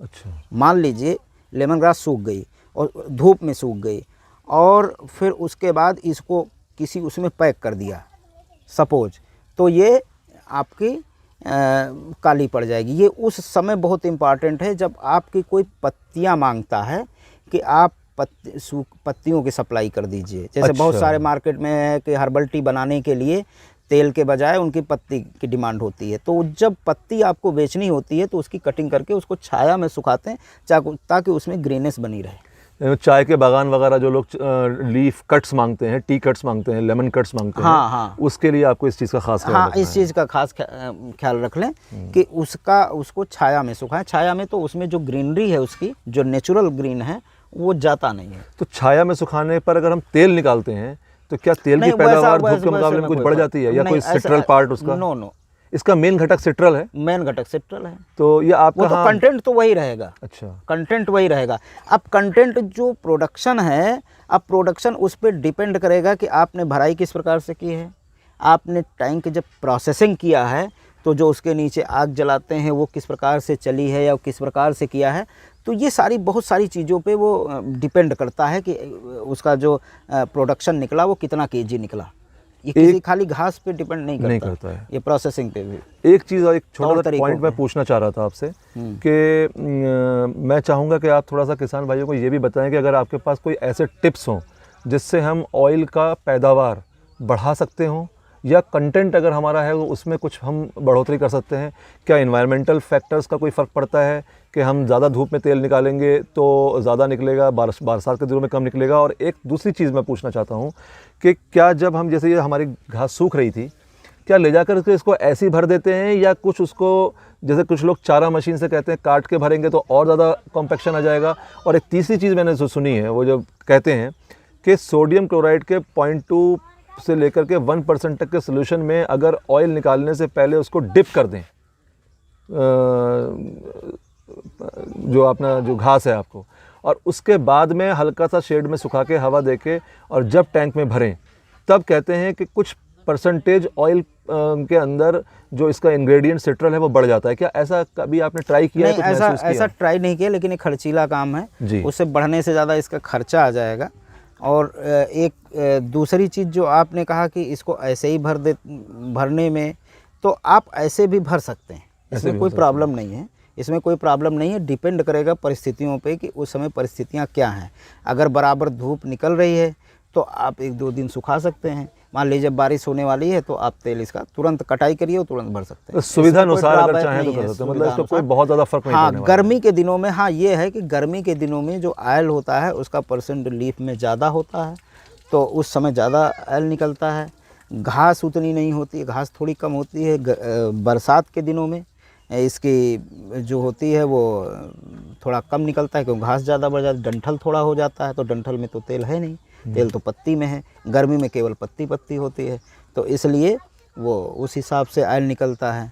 तो अब जैसे कटिंग हम लोग 4 तो मिनिमम करते ही हैं, और इसकी कटिंग इस प्रकार से है, जैसे हमारे यहाँ बैच बना हुआ है कि सितंबर में, फिर उसके बाद जून में, और 75 से 90 दिन में इसको काट ही लेना चाहिए।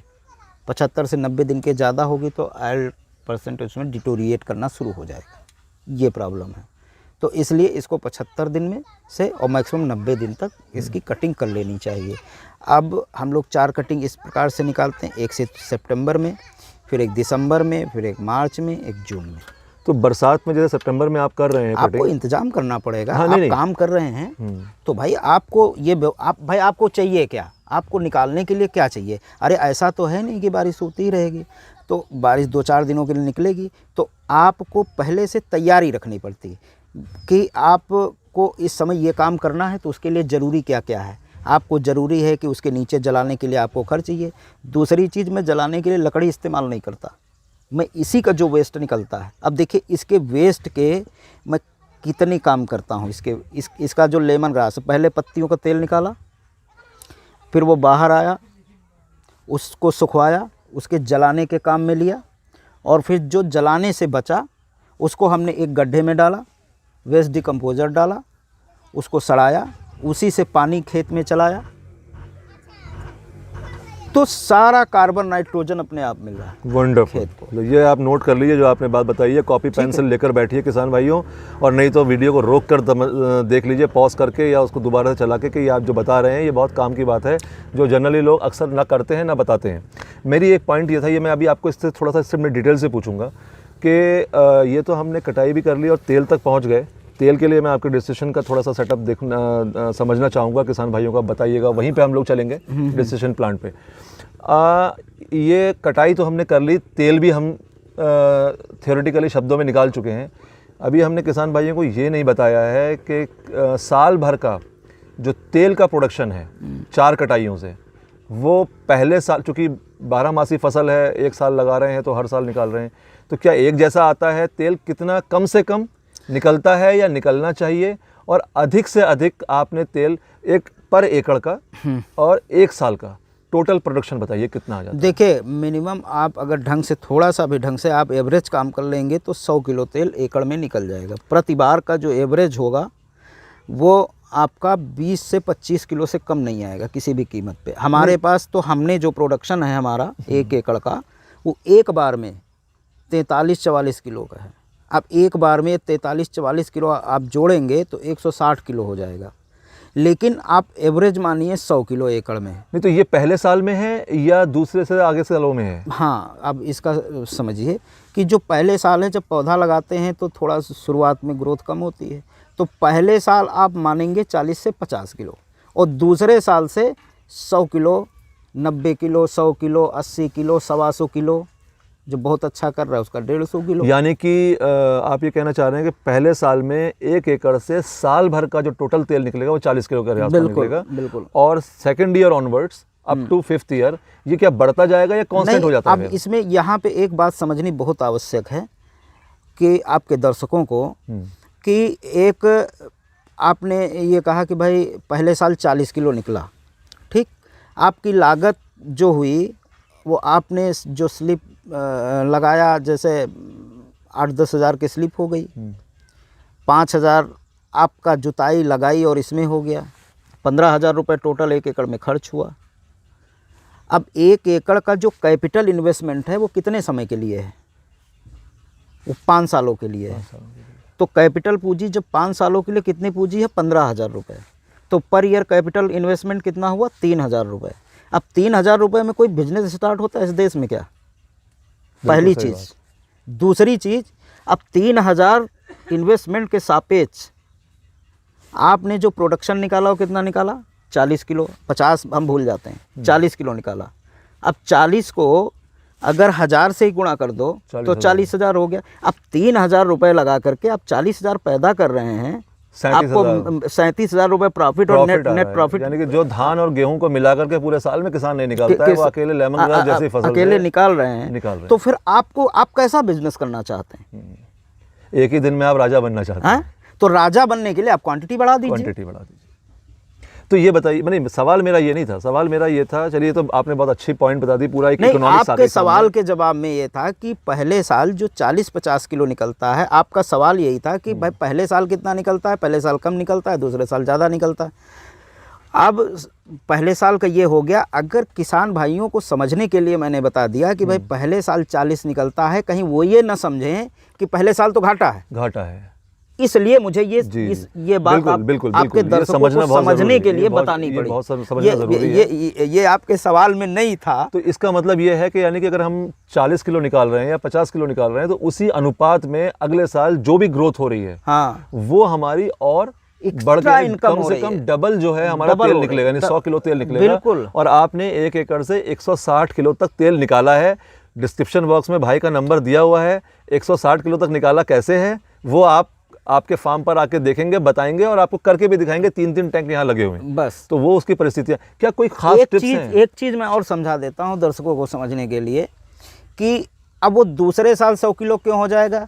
अरे भाई, पहले साल जब आप 40 किलो तेल पा रहे हैं तो आपका जो मुंजड़ है उसमें 50 स्लिप है और दूसरे साल 100 हो जाएगा। तो एक बात बताइए, ये बात अच्छी बात, वो तो खैर जब चूंकि आपका बायोमास बढ़ रहा है तो आपकी बात नहीं, बहुत सारे दर्शक जब वीडियो देखेंगे सर आपका, तो बहुत सारे लोग तार्किक तरीके से सोचना शुरू करेंगे, तो वो तार्किक चीज़ें भी बिल्कुल क्योंकि उनका टाइम जो लगे देखने में, उनको लगे कि हमने एक महत्वपूर्ण चीज़ आज देखी है, सीखी है। हमारा मकसद है सवाल करना, आपका फर्ज है जवाब देना और किसानों तक सही जानकारी पहुंचे। समय लगे ये हमें परवाह नहीं है। जो लोग इच्छुक हैं वो लोग बिल्कुल देखेंगे और चाहेंगे कि सारी चीज़ें जानकारी उनके पास पहुँचे। तो ये जो चीज़ आपने बताई कि हाँ, मंजड़ की तो बात हमारे सामने आ गई कि हाँ, मंजड़ ज़्यादा हो जाएगा तो तेल हमारा बढ़ जाएगा। क्या कोई ऐसे ख़ास टिप्स हैं कि जिससे हम प्रोडक्शन को, खाद वगैरह का तो हम डिस्कशन कर चुके हैं, कोई ख़ास ऐसी जानकारी जिससे हम प्रोडक्शन को और बढ़ा सकते हैं? हाँ, दो तीन बातें हैं, इसका ध्यान रखें किसान भाई कि जैसे उसकी कटिंग करें तो उसको कम से कम, अगर अच्छी धूप है तो 24 से 48 घंटे खेत में सूखने के लिए छोड़ें, वो सूखे। और फिर उसकी जब भराई करें टैंक में, ये फील्ड डिस्टिलेशन यूनिट जो होते हैं, जो लगे होते हैं जिसमें नीचे पानी होता है, तो उसकी भराई अपना जितना भी ऊंचाई उनके टैंक की हो उसके वो 4 हिस्से बना लें। और पहला हिस्सा वो जब लोड करें उस पर, तो कम से कम एवरेज 10 से 15 बाल्टी पानी उसमें छिड़काव के करें, डालें नहीं। डालना अलग चीज़ है, छिड़काव करना अलग चीज़ है। अच्छा। ताकि वो पत्तियाँ भीगें, सब भीगे, थोड़ा मुलायम हों। और फिर उस 10-15 बाल्टी पानी डाल दें और उसके बाद दोबारा से फिर उसको लोड करें, फिर 10-15 बाल्टी पानी डालें, फिर लोड करें। 4 बार में इसकी भराई करें। और अच्छी टैंक आपकी भरी गई है ये तब पता चलेगा जब प्रोसेस हो जाएगा। प्रोसेस के बाद जब ऊपर का ढक्कन खुलेगा, अगर आपकी घास बिल्कुल बराबर नहीं बैठी है, बराबर एकदम है, तो बहुत ज़्यादा बैठी नहीं है, तो आप समझ लीजिए खाली नहीं हुआ है, तो आप समझ लीजिए कि अच्छा आपने भराई करी है। दूसरा, अच्छा एक तो ये हो गया। दूसरी चीज़ ये हो गई कि जब आप उसको निकाल रहे हैं, उसका डिस्टिलेशन प्रोसेस चल रहा है, तो जो आदमी आग जलाने वाला है उसकी नज़र तेल की जो धार है उस पर रहेगी जहाँ से पानी और तेल मिक्स आ रहा है। यानी कि ये तो जब हम लोग अभी डिस्टिलेशन प्लांट पे चलेंगे तो आप थोड़ा सा हमें वहाँ पर एक्सप्लेन करिएगा। हाँ, वहाँ की सावधानियाँ। तो वहाँ पे क्या होगा कि वो उसको देखता रहेगा। कहने का वर्जन ये है कि जब वो झुकाई चालू करे तो एक जैसी, एक ही टेम्परेचर पे बढ़िया वो करता रहे, तो फिर परफॉर्मेंस अच्छा आता है और प्रोडक्शन बढ़ता है। यही नहीं कर पाते हैं लोग, या तो ज़्यादा झुकाई कर देते। तो देखिए ये क्या है, स्टीम है। स्टीम आप ज़्यादा आँच दे देंगे जल जाएगी, कम आँच उसको बराबर देंगे, वो सही से जाके आगे कंडेंसर लगा हुआ है उसमें जाके कंडेंस हो जाएगी। बर्निंग नोट नहीं आनी चाहिए। बर्निंग नोट नहीं आनी चाहिए। और बर्निंग नोट आ गई तो ऑयल तो आपका ख़राब होगा ही। इसका मतलब आपकी स्टीम जल गई, कुछ पार्ट उसका, और वही ऑयल के रूप में कन्वर्ट होना है। फिर प्राइस नहीं मिलेगा। तो देखिए, ये तो हमने मेरे ख्याल से खेती से ताल्लुक़ रखने वाले संबंधित सारे टॉपिक्स कवर कर लिए विनोद भाई। कुछ बचा है? नहीं, बिल्कुल अभी कुछ नहीं बचा है। अभी हमारे पास जो रह गया है वो सिर्फ प्रोसेसिंग पार्ट रह गया है। काफ़ी कुछ आपको बता दिया, प्रैक्टिकल रह गया, वो मैं आपको दिखा प्रैक्टिकल हम देख लेते हैं। हाँ, 2-3 सवाल मेरे बचे हैं अभी आपके लिए। समय थोड़ा सा आपका ले रहा हूँ मैं। पहला सवाल तो ये था कि जो आपका यहाँ पर हम पीछे देख रहे हैं जो वेस्ट तेल का, क्योंकि हम लोग अभी डिस्टिलेशन पे जाएंगे तो फिर दोबारा नहीं आएंगे। ये जो हमारा पीछे वेस्ट मटेरियल पड़ा हुआ है, यानी कि जो आपने, ये क्या है? ऑयल निकाल लिया है। ये इसमें से ऑयल निकला हुआ है। बिल्कुल। इसका कोई इस्तेमाल हो सकता है? हाँ बिल्कुल। ये देखिए, इसका पहले हमने ऑयल निकाला। ये वही पत्तियां हैं जो लेमन ग्रास खेत में थी, उसका हमने ऑयल निकाला। ऑयल निकालने के बाद उसको बाहर निकाला गया टैंक से, उसको सुखवाया। उससे हमने फिर उसी को आग जलाने के लिए काम में लिया, जो टैंक के नीचे जला रहे हैं।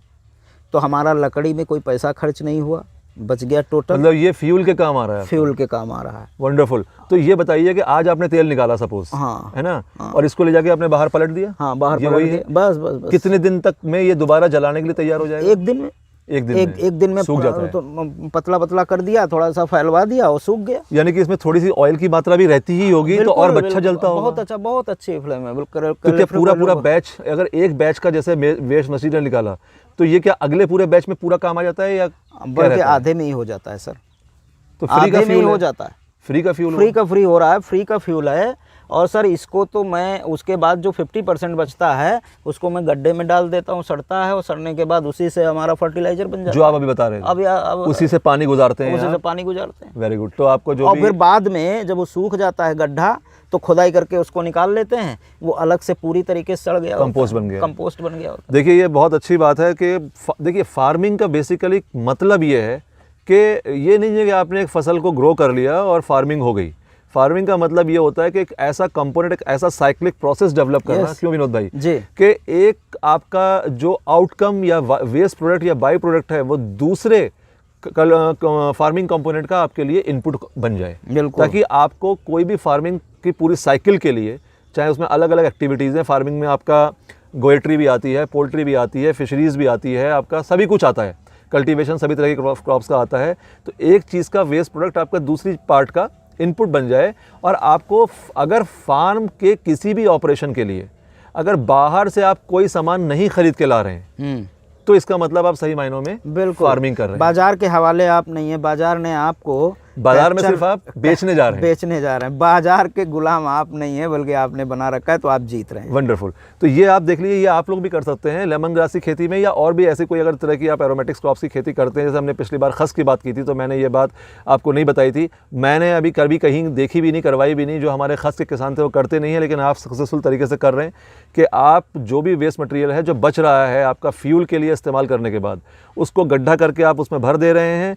और जो आपका पानी, गड्ढा ऐसी जगह किया है जो आपके पानी के जाने का रास्ता है, हाँ, खेत में पानी वहाँ से जो कि गुजर रहा है, तो उसका जो कार्बन और नाइट्रोजन है वो पानी के साथ जो एब्जॉर्ब हो रहा है वो आपके ज़मीन के अंदर जा रहा है, और आपका CN रेशियो, जिसे हम सॉइल के जो परिभाषा में कहते हैं, CN रेशियो आपका इंप्रूव हो रहा है, आपका कार्बन बढ़ रहा है, इंप्रूव हो रहा है, आपका फर्टिलाइजर का जो एक्सपेंडिचर है वो बच रहा है, आप जब जब इसके वेस्ट को इस्तेमाल कर रहे हैं, तो जो ज़मीन की मांग है पानी की वो घट जाती है। आपको 5 पानी लगाने थे तो 3 ही पानी में काम, तो आपका इरिगेशन का फ्यूल बचा, आप डीजल जो भी इस्तेमाल करते हो, नहीं तो आपने एनवायरनमेंट के लिए वाटर तो बचाया, बिल्कुल, नंबर 1। नंबर 2, आपका वो भी खर्चा बच गया फर्टिलाइज़र का। जी, तो ये बात हो गई। अब और सबसे बड़ा फ़ायदा ये है कि आपका जो बचा हुआ CN रेशियो भी सही हो गया, आपका खेत का सस्टेनेबिलिटी खेत की एक मेंटेन हुई, आपकी फर्टिलिटी और प्रोडक्टिविटी बढ़ रही है। दूसरी तरफ जो बच रहा है मटेरियल, बाद उसके बाद में जो दोबारा आपका जो सेकंड साइकिल का बाई प्रोडक्ट बचा, उससे आपकी सड़ा करके कंपोस्ट बन रही है, और तो और आप उससे वर्मी कंपोस्ट बनाएंगे तो उसकी क्वालिटी बहुत अच्छी होगी। एरोमेटिक वेस्ट की वर्मी कंपोस्ट बहुत ज़्यादा अच्छी बनती है, और मार्केट में शायद उसका प्राइस भी ज़्यादा मिलता है। और इसका जब ये आपका एक दूसरा धंधा भी साइड में शुरू हो जाएगा, जो इसी से माने आपका लेमन ग्रास का एक धंधा है, दूसरा धंधा भी जनरेट हो जाएगा। तब एक धंधे से दूसरा अपने आप ऑटोमेटिक चले जा रहे हैं। अब इससे बढ़िया और क्या हो सकता है? हाँ, एक बात रह गई विनोद भाई, हमने तेल की भी बात कर ली, हमने तेल की पैदावार की भी बात कर ली, हमने अभी तेल के प्राइस की बात नहीं करी। और एक मोटा एक एवरेज आप ये बता दीजिए कि क्या तेल का प्राइस मिल जाता है, और साल भर, क्योंकि अलग अलग समय पर कटिंग्स आती हैं, तो क्या किसान कम क्वांटिटी को बेचने में ज़्यादा आसानी से सक्षम है या बड़ी क्वांटिटी बिकेगी? और तीसरी फाइनल बात कि इसमें एकड़ के अंदर पहले साल का कितना खर्च बैठ जाता है। डिस्टिलेशन कॉस्ट की यूनिट हटा दें, हम वो बाद में डिस्कस करेंगे। ऑपरेशनल कॉस्ट जो आती है, जो उसका जो जितनी भी क्रियाएँ आप करते हैं खेती की, उसमें कितना खर्च आता है, और पहले साल का और बाकी सालों में मुनाफा, प्रॉफिट किसान को इससे 1 एकड़ में कितना मिल जाता है। सबसे पहले आप बता दीजिए हमको कि प्राइस कितना है, और इसका प्राइस का साल भर पैटर्न कैसा रहता है, एक जैसा रहता है, घटता बढ़ता रहता है, और कम क्वांटिटी और ज़्यादा क्वांटिटी बेचने का क्या मतलब है इसका? यहाँ देखिए, इसका कम क्वांटिटी या ज़्यादा क्वांटिटी बेचने का कोई इशू नहीं है। आप कितनी भी कम क्वांटिटी बेच सकते हैं और कितनी ज़्यादा क्वांटिटी बेच सकते हैं। नंबर 1 तो बात यह है। दूसरी बात यह है कि इसका जो प्राइस की बात है, प्राइस में बहुत ज़्यादा फ्लक्चुएशन नहीं है। जैसे अभी साल भर एक साल लगातार लगभग ये 1600 के रेट में रहा है, और अभी थोड़ा सा 2-3 महीने से 1300 रुपये आया है। तो ये है कि बहुत ज़्यादा, और वो भी घटते घटते आया है, कि कभी 1400 रहा, फिर 1450। ये किसान के खेत से जाने का हाँ, प्राइस है? खेत से जाने का प्राइस मतलब है। किसान के यहाँ से इतना क्या कंपनीज भी किसान के खेत पर आके ले जाती हैं? हाँ, या दोनों साइड से किसान को ढूंढना पड़ेगा बाजार? देखिए लेके जाते हैं आप, देखिए इसमें बाजार की ऐसी कोई बात है नहीं। आप किसी एकदम अननोन पर्सन से आप की सलाह पे मत चलिए, आप ऐसे लोगों की सलाह पे चलिए जो इस काम को कर रहे हों या जो इसको प्रोपोगेट कर रहे हों, या तो इसके ट्रेनर हों या यानी कि इसके कल्टीवेटर जैसे कि हम जानकारी दे रहे हैं, हाँ। और आपका नंबर साझा कर रहे हैं, हाँ। तो सीधे आपसे संपर्क कर सकते हैं, वरना हमसे पूछ सकते हैं, हम आपसे- भी आप ही के पास भेज देंगे, हाँ। या हमारे इरशाद भाई हैं उनके पास भेजेंगे, बिल्कुल जो भी लोग हैं हमारे। बिल्कुल बिल्कुल बिल्कुल जी। तो उससे क्या होगा कि जो इस तरीके के लोग हैं वो वास्तविक जगह पे पहुंच जाएगा, तो उससे क्या होगा कि एक तो बिकने में आसानी होगी, वो वहाँ भी दोनों साइड से आप लेके भी जा सकते हैं, वो वहाँ से भी उठा सकते हैं, दोनों म्यूचुअल चलता है। ये प्राइस का जो फ्लक्चुएशन 1600 से 1300 पे आया है, क्या कितने समय में आया है, करीब और इसका एक क्या साल कारण हो में सकता आया है? एक साल में? एक साल कोई में। खास कारण? नहीं, कोई खास बहुत ज़्यादा कारण नहीं है। देखिए इसके तमाम कारण होते हैं, कभी एक्सपोर्ट पे कुछ होता है, कभी किसी दूसरी कंट्री में ज़्यादा इसका सिंथेटिक का कभी कुछ हो जाता है, तो यानी कि मैं समझता हूँ कि 10 से 20% का वेरिएशन तो हाँ, भाई कभी- लेके चलना पड़ेगा। फिर दूसरा यह है कि इकोनॉमिक जो कंडीशन होती है उस पे होता है, ये बहुत सारी चीज़ों पे निर्भर होता है। व्यापारी के पास पैसा, कस्टमर के पास पैसा चाहिए, वो सामान खरीदेगा, रिटेलर उसको उस प्रोडक्शन को खरीदेगा, फिर इसी तरीके से चीज़ें चलती हैं देश में। चलिए, तो ये सारा कुछ हो गया। अब एक आखिरी बात मैं ये चाहता हूँ कि जो अक्सर लोग बहुत बड़ा चढ़ा के बताते हैं, मैं ये चाहता हूँ कि आपने हालांकि तेल का प्रोडक्शन बता दिया है पहले साल में और आखिर के सालों में, और आपने प्राइस बता दिया है, तो सिंपल गणित है, लोग आराम से इसका निकाल सकते हैं मुनाफा। अब थोड़ा सा ये बता दीजिए कि 1 एकड़ में आपका जो अनुभव है, कम से कम, ज़्यादा से ज़्यादा को रहने देते हैं, कम से कम, क्योंकि मैं समझता हूँ खर्च ज़्यादा से ज़्यादा बताया जाए और मुनाफा किसान को कम से कम बताया जाए, तब वो कैलकुलेट करे कि वो उसके लिए फसल उपयुक्त है या नहीं है। तो ये हम जो फैसला है ये किसान भाइयों पे छोड़ेंगे कि उनके लिए ये फसल करना चाहेंगे या नहीं, लेकिन आप अपना मुझे बताइए और किसान भाइयों से साझा कीजिए कि कितना 1 एकड़ का एक्सपेंडिचर आता है, और कितना किसान कम से कम इससे प्रॉफिट पहले साल में, वो भी हमने अभी डिस्कस किया था बट एक बार फिर से हो जाएगा, और आगे के सालों में 1 एकड़ से क्या हम लाख रुपए की फिगर को टच कर सकते हैं या हज़ारों में रहेगी? देखिए, जो वास्तविक इसका खर्च है वो 15 से 20 हज़ार रुपये एकड़ है, प्लांटिंग मटेरियल को जोड़ करके। एक बात मैं आपको बीच में रोक रहा हूँ, प्लांटिंग मटेरियल की कॉस्ट को मैंने शुरू में डिस्कस नहीं किया आपसे। प्लांटिंग मटेरियल कितने का पड़ जाता है पर स्लिप का कॉस्ट क्या है? हमने बताया 30 पैसे से 35 पैसे के बीच। लेकिन कई बार लोग 1 रुपये और 80 पैसे वो गलत लेते हैं ना। नहीं, लेकिन चूंकि आप अपने फार्म से दे रहे हैं, अपना मटेरियल है। हाँ। लेकिन बहुत सारे लोग जो हैं, आप ऐसी जगहों पे जाइए, आप किसानों, देखिए क्या है ना, किसानों से किसानों का मॉडल बनाइए ना। तो आप अगर किसानों किसी को के किसानों से मॉडल पे 50 जाइए। 50-60 पैसे में मिल रहे हैं तो क्या महंगा है? नहीं, 50 पैसे में भी मिल रहा है तो आप कर सकते हैं।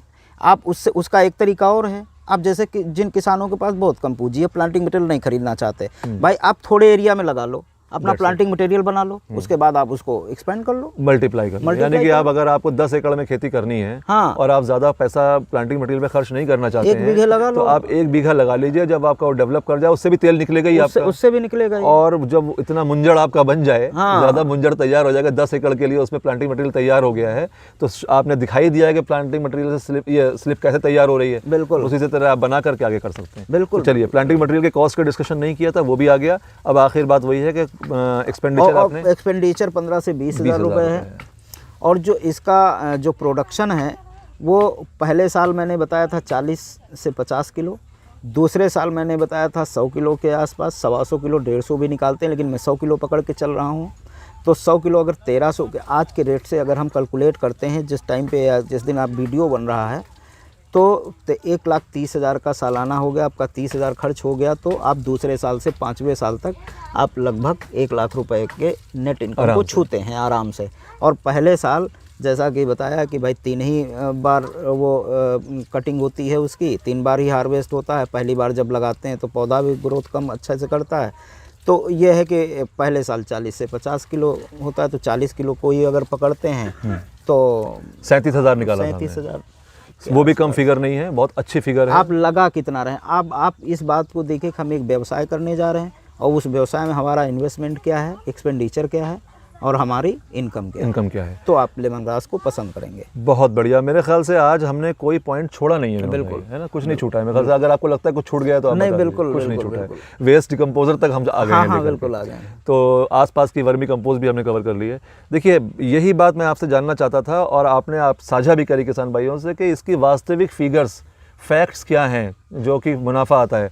आपने बताया कि आप 1 एकड़ में 1 लाख रुपए सालाना मुनाफा लेकर के चलिए। तो आपको यूट्यूब पर अगर 4 और 5-5 लाख रुपए लोग बता रहे हैं तो या तो वो आपको सही जानकारी नहीं दे रहे हैं, या फिर वो ये आपको बता नहीं रहे हैं कि 1 एकड़ में है या 1 बीघा में है या 1 हेक्टेयर में है।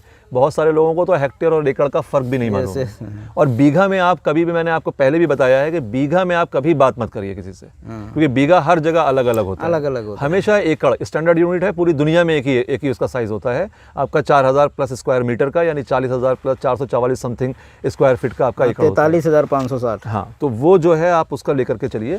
तो ये आपको कोई बहुत ज़्यादा सब्ज़बाग दिखाने वाले चक्करों में आप मत आइए। लोग दिखाते हैं, आप फंस जाएंगे वहाँ पर। 1 लाख रुपए अधिक से अधिक आज की तारीख में बनाकर लेके चलिए। थोड़ा बहुत कम ज़्यादा होता है, वैसे अभी फ़ायदा 1 लाख के ऊपर किसानों का आ रहा है, ये आप मान के चलिए जब आप करेंगे। लेकिन हम कम से कम बता रहे हैं, और 1 लाख भी आ रहा है तो आपका गन्ने से अधिक मिल रहा है बिल्कुल आज की तारीख में। बिल्कुल और बिल्कुल रिस्क फ्री क्रॉप है। आपको कोई बीमारी नहीं लग रही, कोई कीड़ा नहीं लग रहा है, कोई जानवर नहीं खा रहा है, कुछ नहीं हो रहा है। तो ये तो हमने अभी तक की सारी खेती की जानकारी ले ली है किसान भाइयों। अब वीडियो इतना लंबा शायद आप देख भी ना पाएँ, लेकिन हम तो चाहते हैं कि आपसे ज़्यादा बातचीत हो, और विनोद भाई भी बिल्कुल खुल के आपसे सारी चीज़ें साझा कर रहे हैं।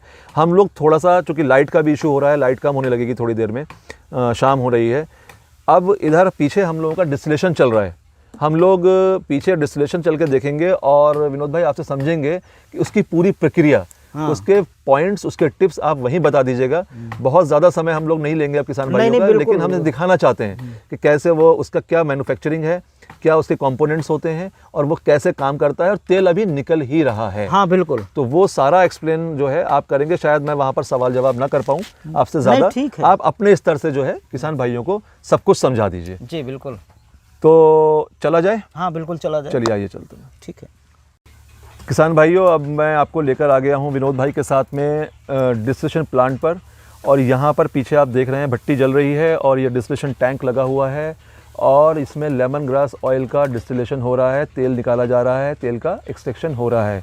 अब विनोद भाई से मेरी जो विनती है यह है कि आप लोगों को इस डिस्टिलेशन के प्रोसेस की पूरी प्रक्रिया आप अपने शब्दों में बताएं, और कैसे कैसे ये निकाला जाता है, क्या हो रहा है, किस तरह का ये टैंक है, और किस किस तरह के टैंक होते हैं, किस चीज़ का ये बना हुआ है, इसके अलग अलग जो भी कंपोनेंट्स हैं वो किस किस चीज़ के होते हैं, और जो भी आप तेल निकालने में सावधानियाँ रखनी चाहिए वो सारी आप अब बताइए। अगर बीच में कोई सवाल होगा तो मैं आपसे विनोद भाई पूछ लूँगा। बिल्कुल। तो अब आपके हवाले है विनोद भाई कि किसान भाइयों से साझा कर दीजिए अपना डिस्टिलेशन प्लांट का तरीका। बिल्कुल। देखिए, ये डिस्टिलेशन प्लांट है। ये आपको भिन्न प्रकार का डिस्टिलेशन प्लांट आपको समझ में आएगा जैसे ही हम इसके बारे में बताना शुरू करेंगे। अभी देखिए, इसकी जो आपने देखा होगा कि अमूमन जो साधारण प्लांट होते हैं वो क्या होता है कि 6 फीट गोल में होते हैं, 4 फीट ऊंचे होते हैं या 6 फीट ऊंचे होते हैं।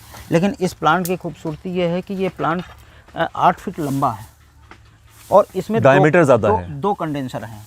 अच्छा, डबल कंडेंसर। हाँ, माने इसकी जो स्टीम निकलने के लिए वो 2 जगहों से रास्ता दिया गया है, और इसलिए इसमें 2-3 सावधानियां हैं। एक तो सावधानियां ये है कि इसमें जो घास है उसकी क्वांटिटी ज़्यादा मात्रा में आ जाती है, 1 टन वाले प्लांट के बराबर आ जाती है।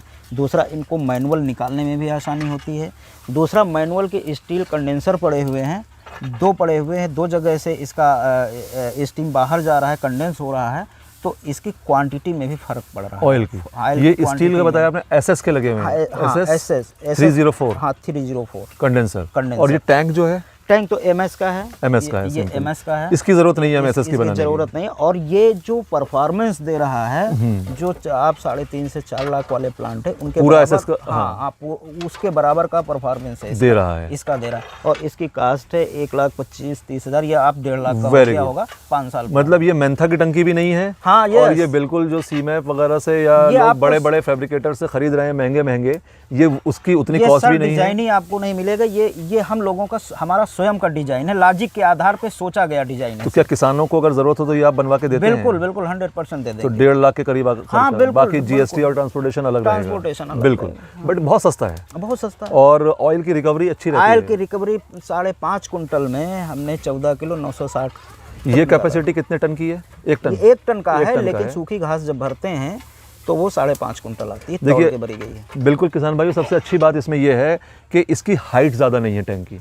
अक्सर जो डिस्टिलेशन प्लांट्स होते हैं उनकी हाइट्स ज़्यादा होती हैं, सीढ़ी लगा के चढ़िए, गर्म होता है तो मटेरियल को निकालना मुश्किल होता है। इसमें एक आदमी आराम से, जो 2 लोग लग करके मटेरियल को पलट सकते हैं बाहर। हाइट ज़्यादा नहीं है, चीज़ों को मैनेज करना, मेंटेन करना आसान है। सबसे बड़ी बात यह है कि सस्ता है और रिकवरी ज़्यादा है। रिकवरी इसलिए भी ज़्यादा है कि इसकी स्टीम को निकलने का जो अवसर है वो जल्दी मिलता है। जल्द 2 कंडेंसर होने की वजह 2 कंडेंसर होने की वजह से, नीचा होने की वजह से। वंडरफुल वंडरफुल, ये चीज़ें आपको देखने को मिल रही है हैं। ना? देखिए 15 साल का और एक्सपीरियंस ये है जो आज बोल देखिए, रहे हैं। ये देखिए इसी का निकाला हुआ वो इसका डिस्टिलेशन हो चुका है। अच्छा, ये डिस्टिलेशन निकल के वेस्ट हाँ, है। ये निकल अभी के धूप में वेस्ट- जाएगा सूखने के वेस्ट लिए। है।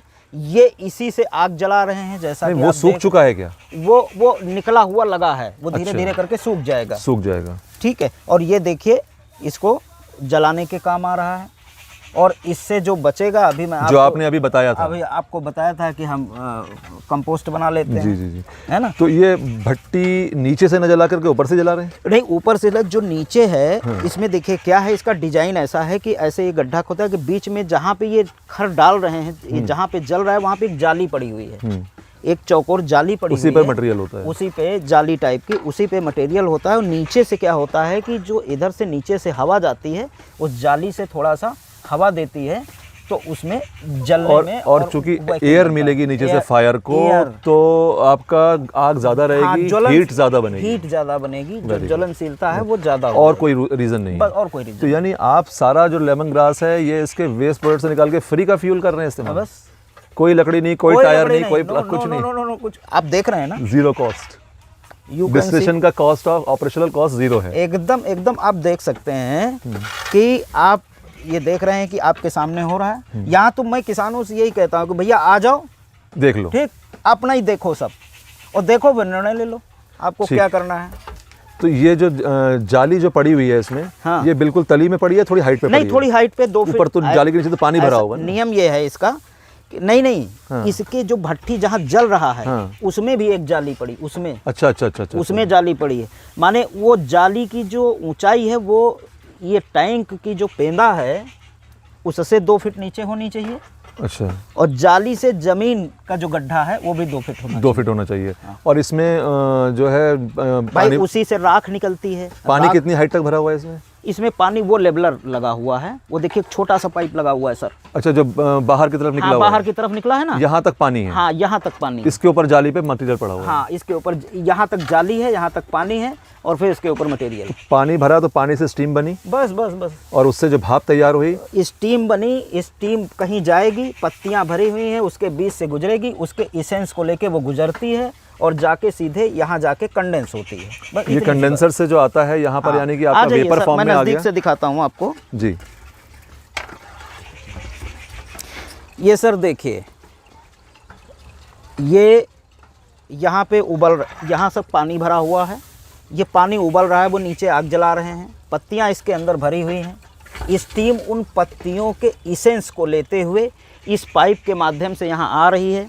यहाँ पे हमारा कंडेंसर पड़ा हुआ है, देखिए। अच्छा, ये हाँ, ये कंडेंसर पड़ा हुआ है, इसी में वो 60 फीट का है, और वो राउंड कर रही है। और राउंड करने के बाद आप इधर आइए, इधर नीचे देखिए, ये यहाँ से निकल रहा है। आप इधर आ जाइए, इसमें ये आपका तेल और ऑयल का मिक्सचर आ रहा है ना? इधर इधर इधर आ जाइए, ये इसमें और स्पष्ट दिखाई देगा। ये देखिए, इसमें देखिए, है ना, उधर से निकला, ये देखिए, ये जो ऐसे पड़ा हुआ है, ये स्टील के कंडेंसर हैं, ठीक। उसी का वो नीचे वाला हिस्सा वो घूम घूम के यहाँ पे आया है। अब इसमें ऑयल और पानी दोनों आ रहा है, मिक्सचर आ रहा है, मिक्स आ रहा है। अब क्या होता है, ऑयल हल्का होता है तो ये देखिए ऊपर ऑयल है और नीचे पानी इससे बाहर जा रहा है।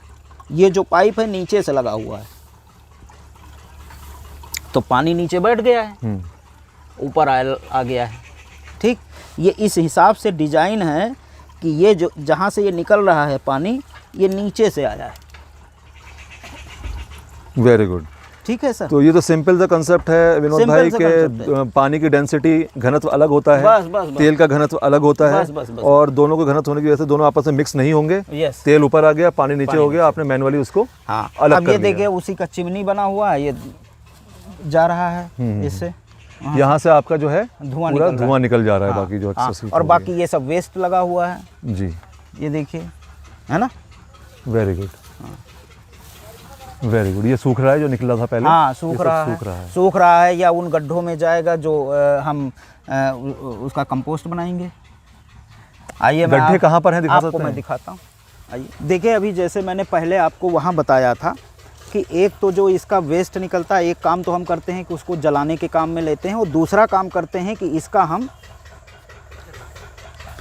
दूसरा काम करते हैं कि इसका हम वो बनाते हैं, कंपोस्ट बनाते हैं। अब देखिए इसमें भर दिया गया, ये अभी ताज़ा, इसके नीचे और भी बहुत सारा है। धीरे धीरे करके ये कंपोस्ट बन जाएगा, कंपोस्ट बन जाएगा, इसी से पानी चले खेतों में जाएगा, और फिर धीरे धीरे इसका जब पूरी तरीके से बन जाएगा तो फिर हम इसको निकाल लेंगे। आगे आते हैं, आपको दिखाते हैं। आइए इधर आइए जी। ये कैसा हो जाएगा ये मैं आपको दिखाता हूँ।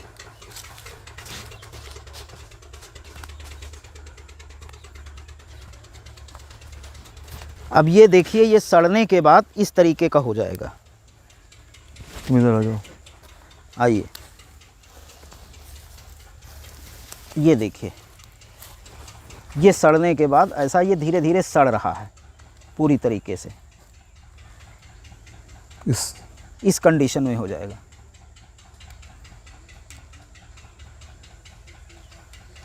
है ना, वो देखिए सड़ गया है पूरा, ये देखिए सब सड़ गया है। तो ये बाद में निकाला गया है, ये तो मैंने दिखाया। जब ये पूरी तरीके से सड़ जाएगा तब इस तरीके से यहाँ पे निकाल दिया जाता है, और ये सड़ रहा है, इसी से अभी पानी चलेगा, धीरे धीरे जाएगा, धीरे धीरे ये बिल्कुल कंपोस्ट बन जाएगा सर। तो इसकी पत्तियों से तेल निकाला, फिर इसको जलाया, फिर इसका कंपोस्ट बनाया, फिर उसी खेत को दे दिया। Very good. तो जिस मतलब खेत से लिया उसी को वापस किया, लेमन ग्रास भी उगा ली, खाद भी बना ली, हाँ, और खेत को अपना सस्टेनेबल बनाने के लिए आपने और नरिश भी कर दिया साथ साथ। सिद्धांत ये बनाया कि जहाँ से जिससे लेना है उसी को वापस कर उसी देना। को वापस कर देना, ज़मीन से लेना है, ज़मीन को वापस देना है। भाई अपना जीवन चलाइए और वापस कर दीजिए। तो किसान भाइयों, आपने खेती के बारे में भी विनोद भाई से पूरा समझ लिया है, और आपने बहुत अच्छे से विनोद भाई ने आपको डिस्टिलेशन प्लांट की पूरी प्रक्रिया समझा दी है। दो एक छोटे से सवाल है, मैं वो और पूछ के आपसे फिर हम लोग आज के वीडियो को ख़त्म करेंगे। विनोद भाई ये बताइए कि आपने एक तो हमें ये बता दिया कि ये करीबन 1.5 लाख रुपए के आसपास ये प्लांट बैठ जाता है, तो ये क्या आप कहीं से बनवाते हैं, या अगर किसी और को ज़रूरत होती है और आपसे संपर्क करता है, या आप बनवा कर देते हैं? और इसमें पेमेंट का क्या सिस्टम रहेगा किसान को करने का, और कितने दिनों में इसको बनके तैयार मिल सकता है? और वहाँ पर जाके क्या इसका कोई, जैसे कोई दूर के किसान ख़रीदते हैं, तो क्या इसको ले जा करके वहाँ पर सेटअप करके उसका एक डेमोन्स्ट्रेशन ट्रायल करके दिखाने का भी कोई प्रावधान आपके पास या कोई व्यवस्था है? हाँ बिल्कुल, जैसे आपने पहली चीज़ पूछी कि इसको बन सकता है क्या, हमारे जो फैब्रिकेटर हैं उनको मैंने जिनको डिज़ाइन दिया है वो सब बना लेते हैं, कहीं कोई समस्या नहीं है इसमें, पूरा टेक्निकल हम लोगों के पास है। बाकी जहाँ पे जाना होता है वो कहीं पे भी चला जाता है। बस यही है कि जब आपका प्लांट तैयार हो जाएगा, 8 दिन से 15 दिन जैसा व्यस्तता का समय हुआ या जैसा भी हुआ बात हो जाती है। अब मिनिमम 8 दिन और मैक्सिमम 15 दिन का में आपको डिलीवरी हो जाती है, और 50% पहले होता है, उसके बाद जब प्लांट जाना होता है तो 50% अमाउंट हो जाता है। और उसका चला करके दिखा के ट्रेनिंग रिकवरी हाँ, सब वो हो जाता है, उसमें कोई तो दिक्कत हो नहीं जाता है। वो तो हम यहीं पे ट्रेनिंग दे देंगे तो आदमी चला लेगा, बना लेगा, और उसके बाद भी कोई समस्या आती है तो हम एक्सपर्ट भेज देते हैं। कुछ अपना आदमी- आफ्टर सेल वगैरह का भी कुछ सर्विस हाँ, वगैरह हाँ, रहती है? बिल्कुल। अरे वैसे वो तो वैसे ही भी रहता है। आप ऐसे भी आपका प्लान नहीं चल रहा होगा, कहीं से लेते हैं तो हमारे पास आते हैं तो हम कहते हैं भाई एक आदमी को भेज देंगे, आपको कर देगा वो। तो तो हमारे पास वैसे भी इसमें लेमन ग्रास के अलावा खस भी निकाल सकते हैं? कुछ भी निकाल सकते हैं, खस निकाल सकते हैं, ये बात हो गई। और पामरोजा वगैरह, सब निकाल सकते हैं। जेरेनियम, जेरेनियम भी निकाल सकते हैं। रोज, रोज नहीं निकाल सकते, वो टैंक एसएस का चाहिए? SS का चाहिए। Very good. तो एक ये बात बताइए कि जो आपने बताया ये तो सारी चीज़ें आ गई, एक छोटा सा सवाल मेरा और था कि जो आपका ये लेमन ग्रास का जो बैच चल रहा है ऑयल एक्सट्रैक्शन का, एक बैच में कितना समय लग जाता है? एक बैच में कुल टोटल 6 घंटे, 5 से 6 घंटे। 5 से 6 घंटे। 6 घंटे? हाँ, जिसमें कि उसकी भराई है, उसकी निकलवाई है, 3 से 4 घंटा तेल का प्रोसेस चलता है, फिर टैंक कुछ देर गर्म होता है, ये सारी चीज़ें, सारी ड्यूटी जुड़ी हुई है 5 से 6 घंटे एक बैच में। तो क्या एक दिन में 2 बैच कर सकते बिल्कुल हैं? बिल्कुल बिल्कुल, सुबह जल्दी से शुरू हो जाता है, शाम को थोड़ा 7 बजे तक 2 बैच निकल जाता है। पहला बैच ये होने के दूसरा बाद बैच चल रहा में है सर, आपको जो मैंने आपको दिखाया अच्छा, ये है दूसरा बैच चल ये रहा है। दूसरा बैच है, फर्स्ट बैच निकल गया और ये कब तक हो जाएगा पूरा? ये 7 बजे तक हो जाएगा। 7 बजे तक। तो पहला बैच करने के बाद में कितना टाइम में दूसरा जो जो कि बहुत गर्म है वेस्ट मटेरियल को निकाल के एक घंटे में निकल जाता है। उसका जो वेस्ट मटेरियल है वो उसको 1 घंटे में निकाल के, थोड़ा आराम से थोड़ी देर रुकेंगे, फिर उसको 1 घंटे में निकाल के ख़त्म कर देते हैं और फिर उसके बाद दूसरा बैच भरना चालू कर। यानी कि सुबह 7 बजे अगर आपने भट्टी चालू कर दी और एक बैच लगा दिया तो 12 बजे तक 12 घंटे में सर 2 बैच आराम से 2 बैच पूरे हो जाएंगे। आप 1 घंटे आराम करेंगे तो 8 बज जाएगा। 8 बज जाएगा, बस। बहुत अच्छी बात है, मतलब कि और आराम का काम है सर, कोई ऐसा नहीं है कि बहुत ज़्यादा वैसा है। एक आदमी 2 आदमी निकालते हैं। हाँ। अब 2 आदमी निकाल रहे हैं और 700 रुपये उनको मिलता है एक बैच का, तो आप ये समझ लीजिए कि और एक आदमी अपना झुकाई कर, एक आदमी आराम करता, फिर वो लग जाता है, फिर वो आराम करता, तो बहुत बड़े आराम का काम है। अब पैसा कमाना है तो थोड़ा एफर्ट तो करना ही पड़ेगा। नहीं, लाजमी बात है, बिल्कुल सही बात है, इसमें तो कोई बात अच्छा ये एक मेरा, मैं अपने अनुभव के लिए भी, किसान भाइयों को भी उससे फ़ायदा होगा। ये तो हमारा जो कहलाता है, ये हाइड्रो स्टीम यूनिट कहलाती है, जिसमें हम पानी के जरिए गर्म करके स्टीम जनरेट करते हैं।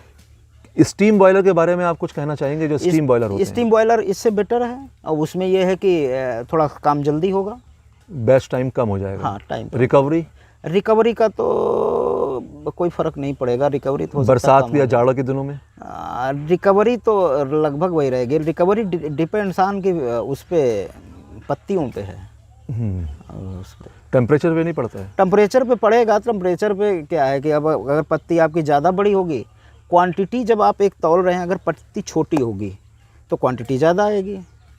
मेरा मकसद पूछने का इसलिए था कि मैं थोड़ा सा ये अपना भी साझा करना चाह रहा था कि अगर हम लोग स्टीम डिस्टिलेशन प्लांट लगाते हैं, pure steam distillation, hydro steam ना लगा के, तो थोड़ा सा खर्च बढ़ जाएगा किसान का, क्योंकि उसमें स्टीम बॉयलर लगाएंगे, 3-4 लाख रुपए खर्च बढ़ जाएगा, वो ज़्यादा बढ़ेगा, थोड़ा महंगा हो जाएगा, फिर आपके पास एक आसान रास्ता ये हो जाएगा कि इसमें आप बहुत सारी स्पीशीज कर सकते हैं। हाँ, स्पीशीज कर जैसे सकते हैं, आपका आप टाइम बचेगा। संदलवुड है जो जिसमें से ऑयल निकालना मुश्किल होता है, या अगरवुड जैसी स्पीशीज हैं वो आप कर सकते हैं, बेस्ट टाइम कम हो जाएगा। या आप इसका एक कारोबार भी शुरू कर सकते हैं कि आप महंगे जो आइटम हैं, जैसे मैंने संदलवुड, चंदन या ऊद का नाम लिया, कि इनकी लकड़ियाँ आप बाज़ार से ख़रीद के, महंगे ऑयल हैं, और सिर्फ डिस्टिलेशन करके और बाज़ार में आप उसको ऑयल को बेच सकते हैं। ये नहीं, कुछ तो हो सकता है? वो बिल्कुल हो सकता है, और वो इससे बेटर है। बस ये है कि कोई कुछ फ़र्क पड़ेंगे, जैसे कि आपको लेबर का कमी होगी, लेबर आपको कम लगेगा। भाई जो 8 घंटे लेबर चलता है, टाइम कम लगेगा जी आपका, ये 2 चीज़ों की बचत होगी। बिल्कुल। तो अब जैसे नेक्स्ट हमारा जो, अब अगर विजन की बात देखें तो नेक्स्ट हमारा प्लान वही है। अच्छा, स्टीम बॉयलर, स्टीम पे जाएंगे। वंडरफुल, यानी कि आप उस पर मतलब हाँ, एग्री करते हैं मेरे साथ, मैं सही बोल रहा हूँ? नहीं, बिल्कुल सही बोल रहे हैं। कभी कभी डर लगता है कि जो एक्सपीरियंस किसान होते हैं, हम भले ही कृषि वैज्ञानिक हैं, लेकिन एक्सपीरियंस किसान के सामने ज़रा डर के बोलना पड़ता है कि हमसे कोई गलत बात ना निकल जाए। नहीं, ऐसी कोई बात नहीं, वो तो अपग्रेडेड मॉडल है जी। हाँ। अच्छा, जैसे मैं देख रहा हूँ आपने तुलसी वगैरह भी लगाई है, कि तुलसी का तेल वगैरह निकालते हैं? हाँ, बिल्कुल निकालते हैं। Very good. इसीलिए हम जितना है सब प्रोसेस। तो फिर एक दिन आकर के आपसे तुलसी की खेती भी आपसे डिस्कस की जाए। बिल्कुल। तो किसान भाइयों, किसी दिन दोबारा वक्त निकालेंगे और तुलसी की खेती भी आपसे, विनोद भाई से हम सीखेंगे करना। तो आज काफ़ी लंबा वीडियो हो गया है, विनोद भाई भी थक गए हैं, मुझे तो खैर मौका मिला था मैं रात तक बात करता रहूं। तो आज के वीडियो को हम यहीं अंत करते हैं, और चलने से पहले मेरी आप सभी किसान भाइयों से गुजारिश है कि देखिए, ये मत सोचिए कि वीडियोस लंबे होते हैं। अगर आपको कुछ जानना है, सीखना है, फैक्ट्स को समझना है, तो आपको लंबे वीडियोस ही देखने पड़ेंगे। छोटे वीडियोस में, 10 मिनट के, 15 मिनट के वीडियोस में ना कोई अपना अनुभव आपको साझा करके बता सकता है, और ना आपको कुछ सीखने को और जानने को मिलेगा। तो अगर आप वाकई कुछ जानना और सीखना और समझना चाहते हैं, तो हमारे वीडियोज़ को आगे तक देखते रहिए। आज का अगर ये वीडियो आपको कुछ पसंद आया है तो प्लीज़ इस वीडियो को लाइक ज़रूर कीजिएगा, और ज़्यादा से ज़्यादा भाइयों तक इस चैनल को पहुंचाने की कोशिश कीजिए, क्योंकि हमारा जो मकसद है, अगर लोगों तक ये चैनल नहीं पहुंचेगा, हमारे वीडियोस नहीं पहुंचेंगे, ये जानकारियां नहीं पहुंचेंगी, तो हमारे बनाने का कोई मकसद नहीं है। क्यों विनोद भाई? बिल्कुल। तो इतनी मेहनत हम जो कर रहे हैं सिर्फ आप लोगों के लिए कर रहे हैं, तो ज़्यादा से ज़्यादा शेयर कीजिए चैनल को, और सब्सक्राइब कर लीजिए अगर आपने अब तक नहीं किया है तो। बेल आइकन को प्रेस करना बिल्कुल मत भूलिएगा, क्योंकि अगर आपने सब्सक्राइब कर भी लिया और बेल आइकन को प्रेस कर लिया, तो आने वाले वीडियोस की नोटिफिकेशंस आपको नहीं मिल पाएंगे। तो इसलिए नोटिफिकेशंस आपको मिलते रहें तो बेल आइकन को प्रेस कर लीजिए। आज के लिए हमें इजाज़त दीजिए, फिर जल्दी मिलेंगे हम किसी नई फसल के साथ में और किसी नए किसान भाई के अनुभव के साथ में, या तो जल्दी ही फिर से विनोद भाई के साथ में, तुलसी के साथ में। तो आज के लिए बस इतना ही, मैं आपसे अब विदा लेना चाहता हूँ। बहुत बहुत शुक्रिया आपका विनोद भाई, आपने इतना समय दिया, इतने लंबे वीडियो के लिए हम लोगों को बर्दाश्त किया। नहीं है ना? आपको और बहुत हमारे धन्यवाद। किसान भाइयों की एक तरफ से अच्छी भी चीज़ आपका का- बहुत बहुत शुक्रिया कि इतना समय आपने निकाला। तो चलिए चलते हैं, जल्दी मुलाकात करेंगे। जय हिंद, जय भारत। जय भारत।